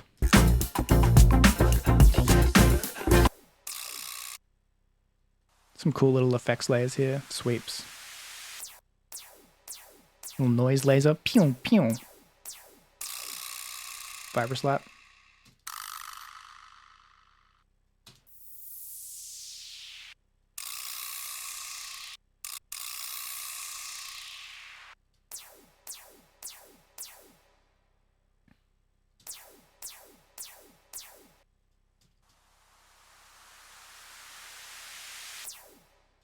It's fun.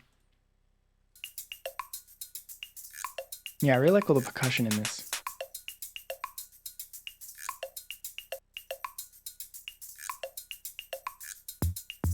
There's a lot going on here, to be honest. It's probably just like Latin percussion samples programmed in Ableton, but very effective. Some weird claps and stuff. I think because the real drum layer sounds so lively.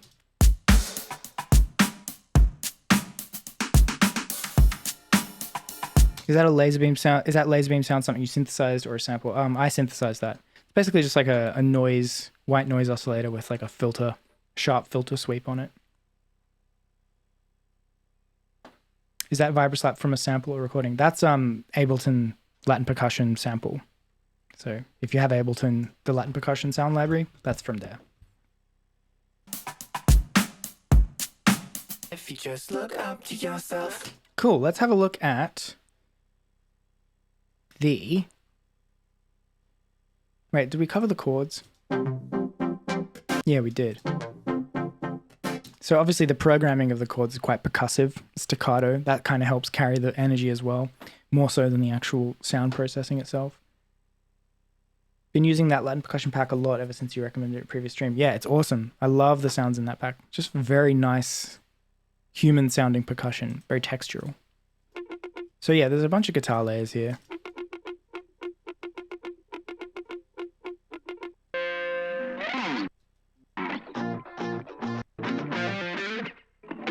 So yeah, there's like 5 or 6 layers of guitar there. This is like a palm muted thing. Double tracked left and right. Just kind of playing the root note of the song.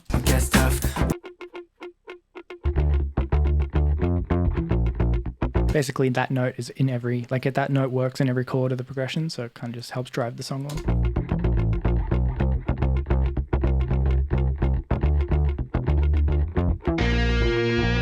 Distortion. Just basically a little embellished turnaround there. Palm muting comes back here. I used a lot of little embellishments, so I basically put a bunch of distortion on and then kind of just went crazy for a few takes.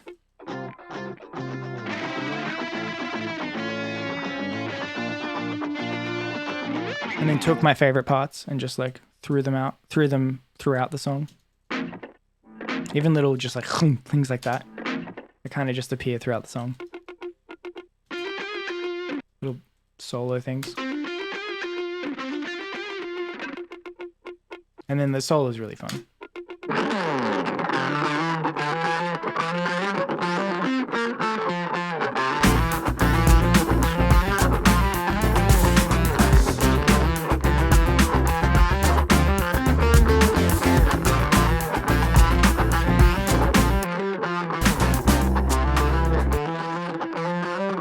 So that's like fuzz plus phaser.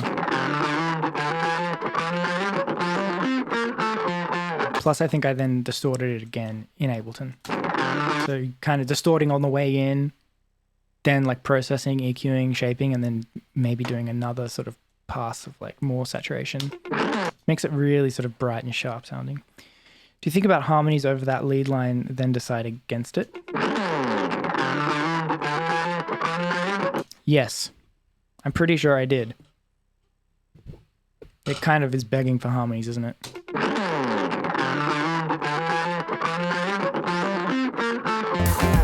I think I probably tried it and then found that I didn't like how it sounded, so I took it out. So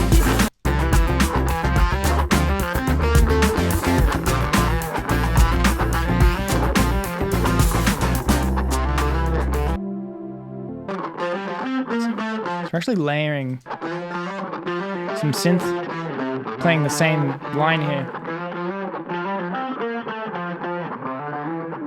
And some less dirty guitar as well, so kind of just filtering all that into this sort of textured, kind of transforming the guitar solo into something else.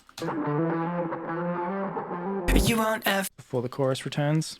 to yourself, to look up to yourself. Okay, we haven't looked at these synth chords yet. Oh, okay, this is another layer of chords and stuff.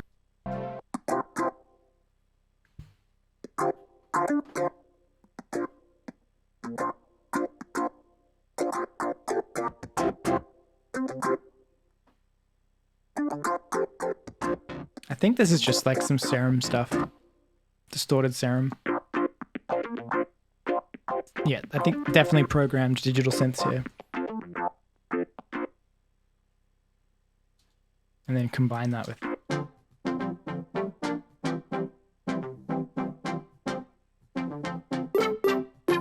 Oh, this is cool, actually. I forgot about that. I love that little melody embellishment. Because it's like, look up to yourself. How to look up to yourself. Works really well there. How to look up to yourself.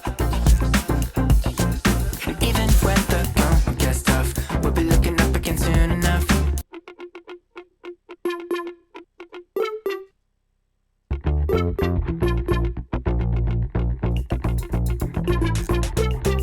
I like that.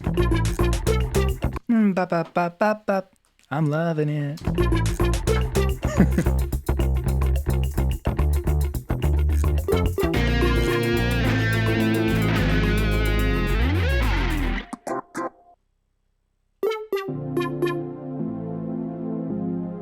Again, just some like serum, just sort of driving that chord turnaround there.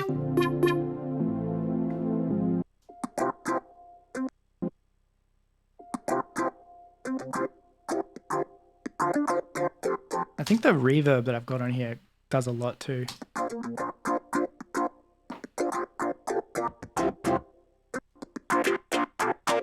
Yeah, subliminal advertising.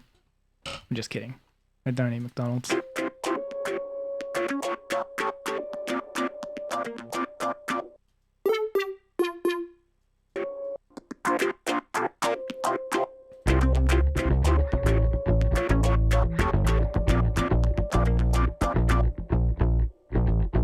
So yeah, the chords change there. I like to throw in little like one-off chord changes that don't appear in other sections of the song, but kind of give you a reason to stay interested.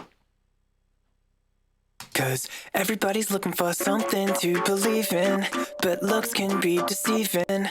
You won't ever know how much everything was. Let's have a listen to the vocals, shall we?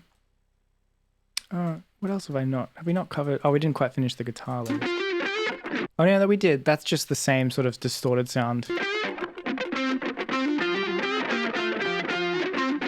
Doing some stuff at the end there. Yeah, there's quite a lot of guitar layers here.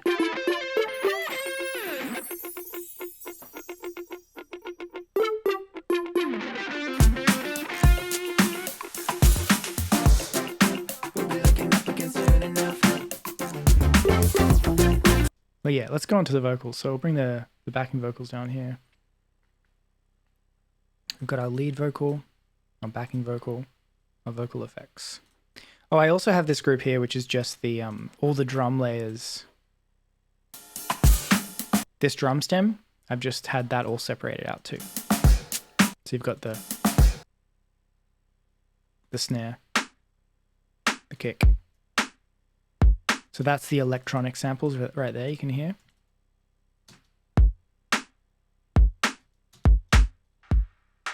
And then there's the kit. And you can hear I've taken a lot of the low end out of the kit because I've got the low end coming in with this sample here.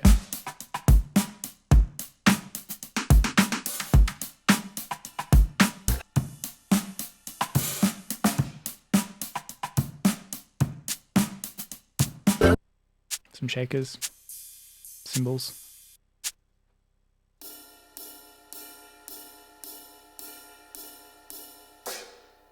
And I've got, I guess, the cymbals on a separate layer.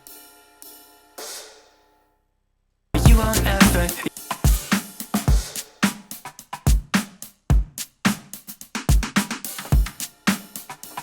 So yeah, same thing, just separate. You can get a closer look and all the different drum layers going here. Just Henry asks another random question about what mic do you use to record vocals? That is not a random question. That's a perfectly valid question. A lot of people, a lot of the sound of the vocal that you're hearing in a lot of songs is highly dependent on the microphone they're using. I use It's behind me right now. It's the, you know what? I'll just go grab it.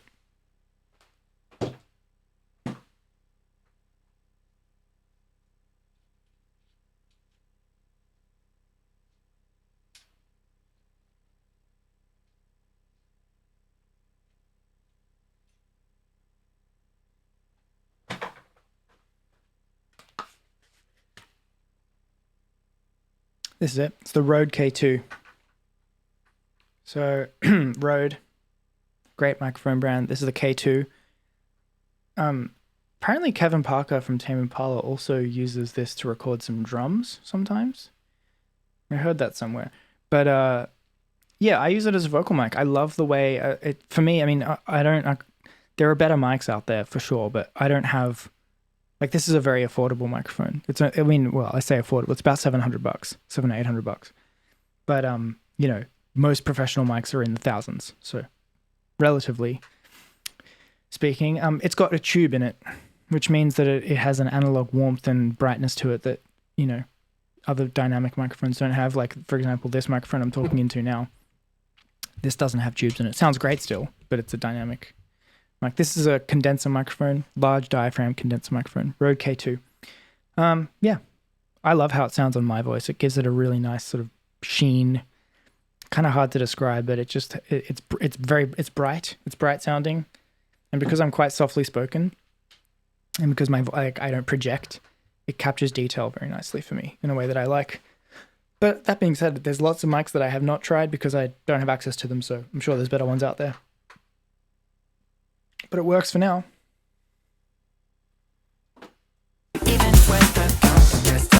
Let's have a listen to these vocals, shall we? Even when the going gets tough, Hey Sparks, what's up? Do you also use that to record things like amps if you record amps for guitar bass? No, I typically don't have a need to, I mean, until recently I didn't actually have a real amp. I was using the Kemper, which is just direct line out. So it's all digital. But there's one song on my album where I use this microphone, the one I'm using right now, for the vocals, because it was more of like I was projecting more with my voice, and this mic works better for loudness. But no, I tend to only use, I'm looking more into recording analog, like recording guitars and stuff with microphones, but I haven't really had much of an opportunity to do that. My space doesn't really lend itself very well to that. So yeah, it's mainly vocals that I'm doing. Wakwan 101, thank you so much for joining. Have a lovely evening or day. I'll see you next time. Thanks for joining. How much acoustic treatment do you have going on in your room to record your vocals? Not much. I've literally just got some shitty like foam panels on the walls, but this room is not a good room for recording, unfortunately. I wish I had a better treated room, and like, this is just a spare bedroom in my apartment. This is not a studio room. But you know, I do my best. I try to remove as many of the reflections as I can using these foam panels, but it does a little, but not much.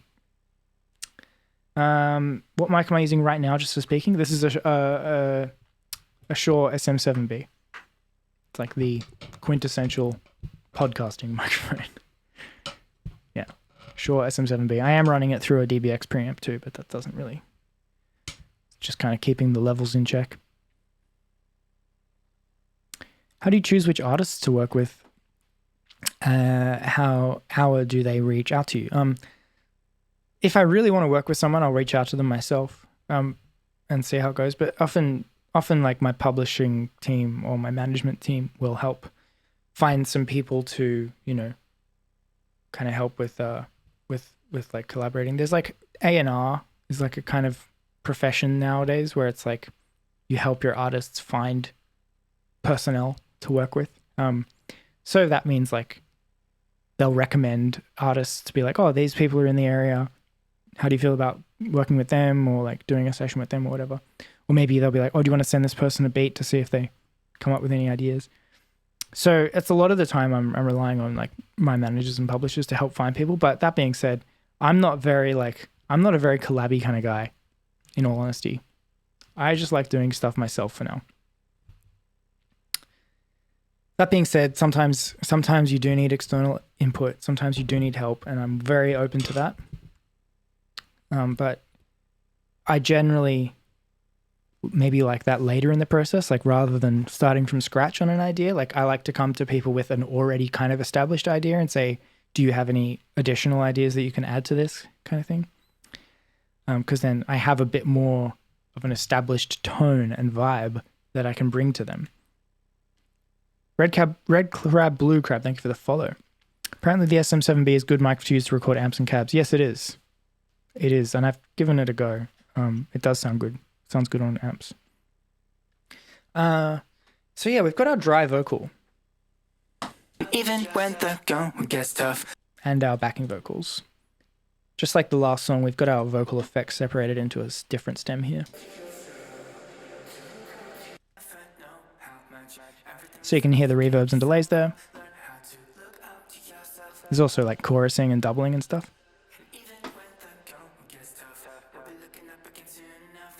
If you just look up to yourself. So this backing, so this lead vocal is actually just the center dry lead vocal.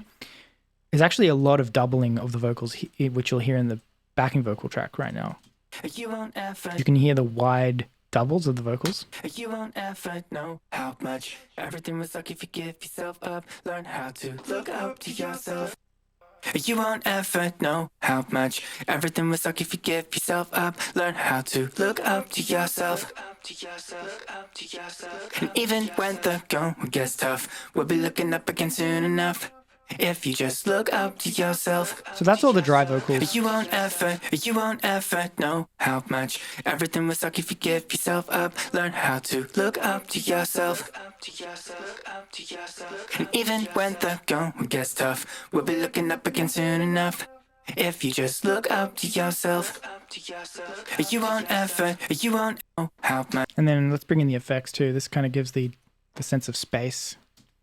'Cause everybody's looking for something to believe in, but looks can be deceiving. And there is a lot of like echo throws here. So basically automating the vocal to be sent to a delay or an echo. There's a lot of that going on here to fill the gaps between the vocal phrases, which is a nice trick that I've been using recently. To yourself. You can kind of hear the tails of it. Look up to yourself. And even when the going gets tough, we'll be looking up again soon enough. If you just look up Like you hear that? enough. Soon enough. Again soon enough. If you just look up to yourself. You won't ever know how much everything will suck if you give yourself up. Learn how to look up to yourself.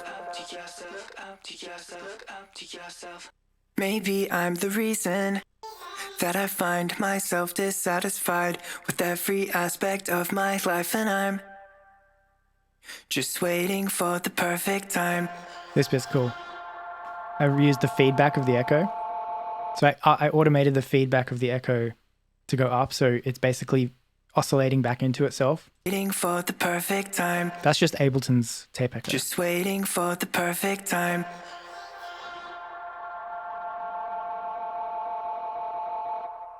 Love that effect. 'Cause everybody's looking for something to believe in, but looks can be deceiving. You won't ever know how. So here's the bridge. It's up to yourself to look up to yourself.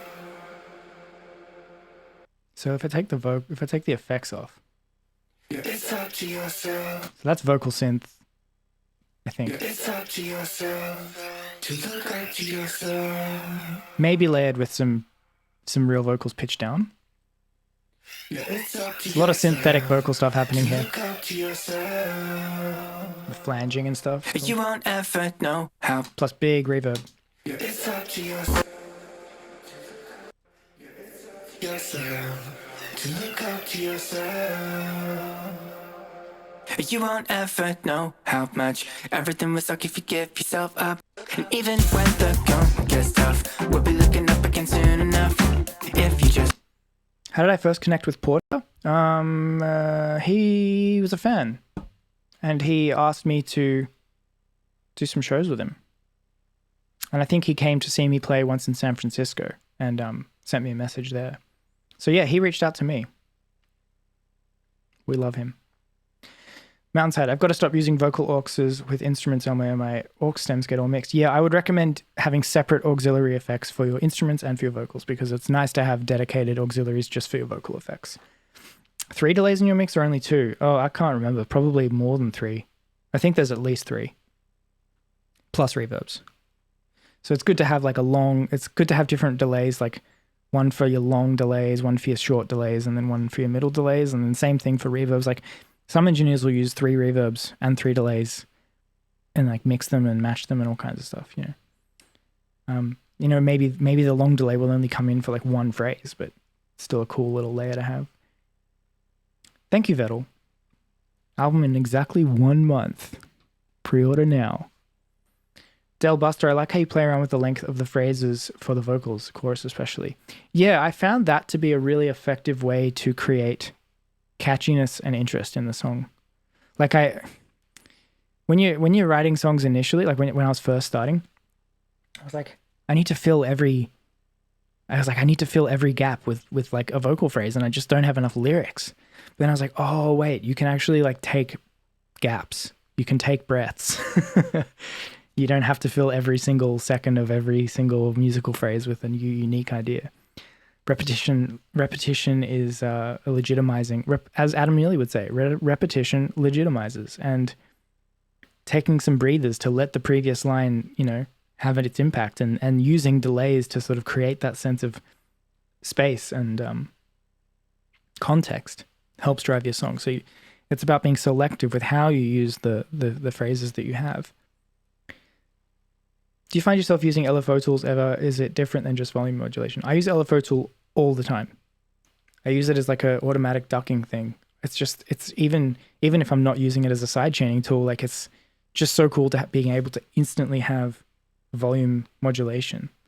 But it is just volume. That's how I use it, just as volume modulation generally. It's just a really easy, user-friendly way to do it. Yeah, bridge the gap with effects and textures. Yeah, it's cool. I mean, you can't overdo it, obviously. It's about balance. So, guys, I think, look, I'm pretty sure that kind of covers the song. Looking soon enough, if you just look up to yourself. You want effort, you want effort. Is there anything that I've missed? Please let me know in the chat. Looking soon. Anything you'd like me to touch on more?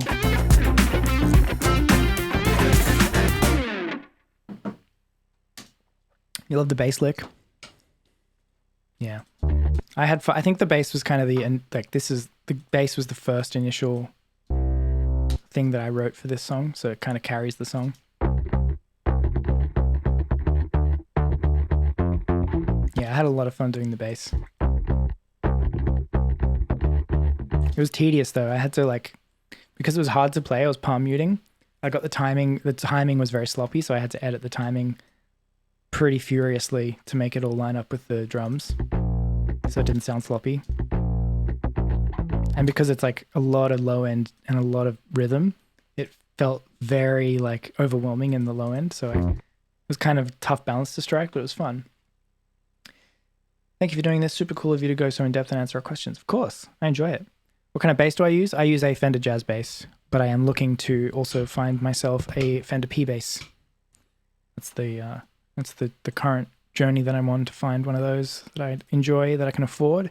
But yeah, at the moment, just a regular old stock standard Fender Jazz bass. Up to yourself.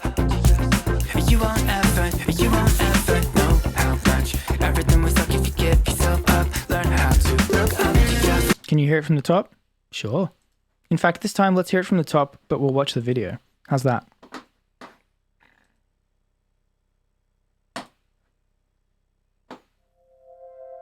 Here it is, guys. In case you haven't seen it.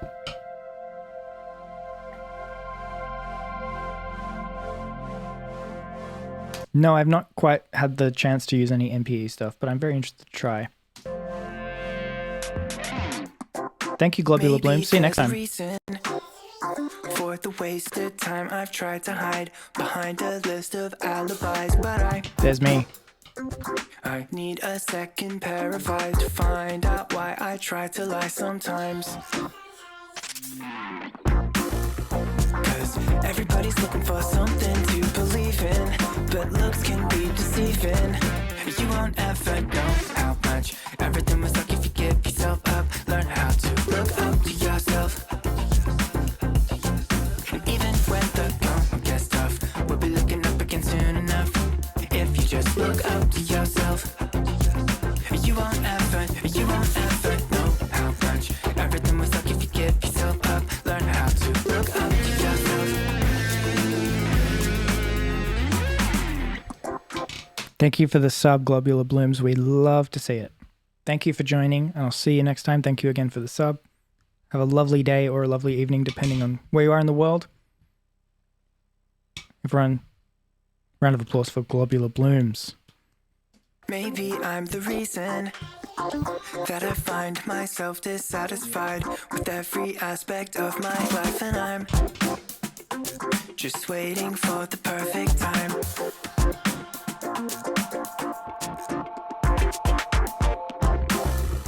Cause everybody's looking for something to believe in, but looks can be deceiving.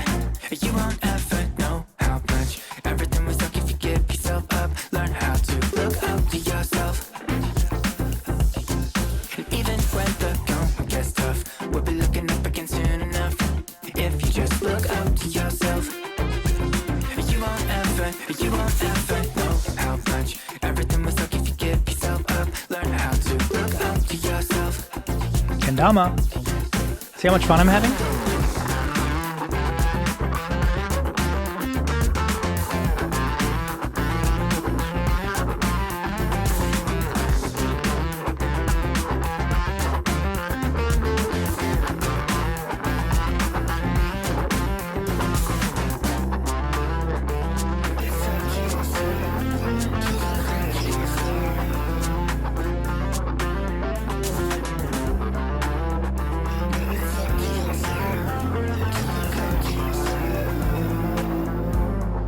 You won't ever know how much everything was like if you give yourself up. Learn how to look up to yourself. And even when the going gets tough, we'll be looking up again soon enough. If you just look up to yourself, you won't ever know how much everything was like if you give yourself up. Learn how to look up to yourself. And even when the going gets tough, we'll be looking up again soon enough. If you just look up to yourself, you won't ever.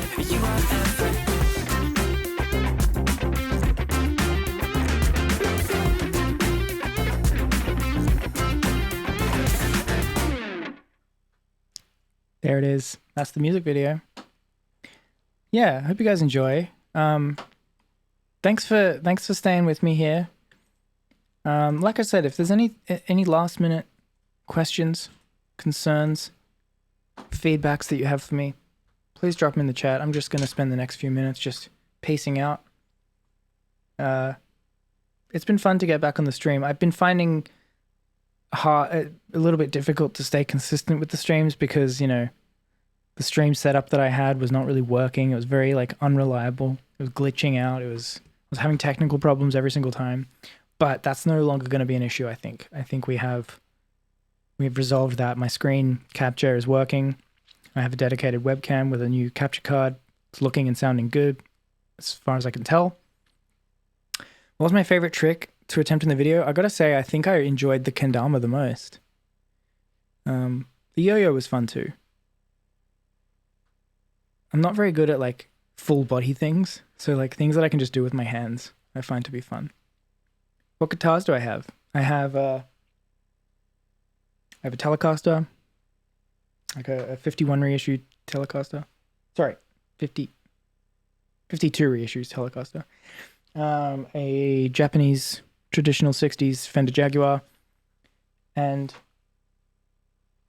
an American professional Stratocaster, and an acoustic, an old Yamaha acoustic, and a Fender Jazz bass.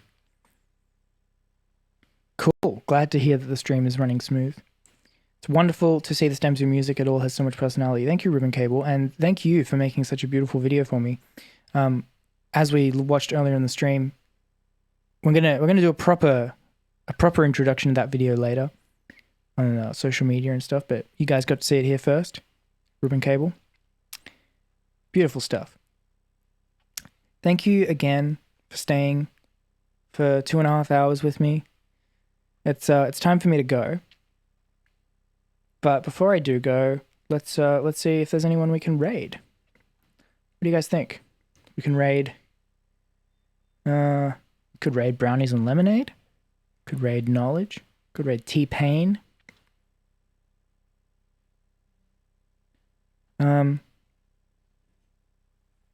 Yeah. Thank you guys for joining, and I'll see you next time. Look, this is a celebration. We're gonna do more streams leading up to the album, and I do have something special planned for we're getting together some special plans for an album release stream. So, eyes peeled for that. As always, it's really good to be speaking to you. Really good to be on the stream, communicating with you all. And join the Discord if you haven't. Do the ! Discord thingy to see the Here, I'll do it. If you want to keep, stay connected, etc. And of course, if you're interested in ordering my album, oops, I typed it wrong. You can order my album too. Oh, that's right. Actually, you know what? Before I go, we're going to look at what's available to pre-order. This will only take a couple minutes. So here's my website, by the way. Waveracer.band. Very basic, but here, if you click this, look at this. There's merch. And there's albums. What the hell? This could be you. All right, so obviously, yeah, you can order my album on vinyl. There's the track list there. This is like my first, this is a full-on 12-inch, full-on vinyl, full-length vinyl album on blue vinyl. I'll be hopefully getting my my test pressing of this week. That's what I've been told. Very much looking forward to that. Now, you can buy, obviously there's different bundles available. If you just want the album, you can just buy the album. And it's available on vinyl or digital, whatever you want. You can get it either way. But you can also get it with socks and t-shirts and stickers and a vinyl slip mat and guitar picks and stuff like that. Look at everything. We've got a shirt here. Long sleeve shirt. Short sleeve t-shirt. Will your album have a digital release, MP3 or FLAC? Of course, it'll be released digitally. I don't know the exact file format, but it'll be full quality. Socks, pretty freaking cool. White socks, damn. These stickers, and I can have it on good authority that these are going to be big stickers. If you imagine those stickers fitting on an A4 sheet, so we're talking pretty sizable stickers. That's a guitar pick. Should have some real life photographs of that soon. So this is everything, and of course this is just if you want to buy them all in this big bundle, you can do that. But then there's also different, you can just get the vinyl slip mat if you want, or you can just get the album, or you can just get the t-shirt or just the socks. All of them come with an album though, so no matter which one you get, you'll be getting the album. So yeah. Pretty cool. I reckon my favorite is probably the green t-shirt. I really like this. I think the white t-shirt's cool too. I can't wait to see him in real life. I haven't received my my copies yet, unfortunately. But yeah, there it is, guys. That could be you. These items could be yours. So yeah, let me know if you guys order, if you guys buy a copy. It obviously supports me, means a lot, and I just can't wait for you guys. Oh, the other thing is, I forgot to mention, I'll talk more about this at another time, but if you enter you enter into a competition to win a one-on-one music production workshop with yours truly. Basically, what that means is if you are interested, you can win a essentially one-on-one studio time with me. Like I can teach you like the kind of stuff that I teach on stream, but like whatever you want. Like it'll be one-on-one. So you can ask me anything you want and I'll just like answer your questions and we can go over like production techniques that I use, actual recording techniques. And yeah, that could be yours. That time could be yours to have with me. Simply by buying an album. So yeah, that's about that. That about covers the stream today, guys. Thank you again. And we will hopefully see you again within the next couple of weeks. And then, guys, it's only 1 month till the album. And we've got some special stuff planned for that. So please stay tuned. And thank you again for watching. And we'll see you guys next time. Let's do a raid. Let's raid brownies and lemonade, yeah? Why not?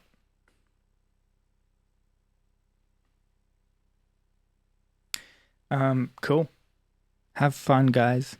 Have a lovely day. See ya.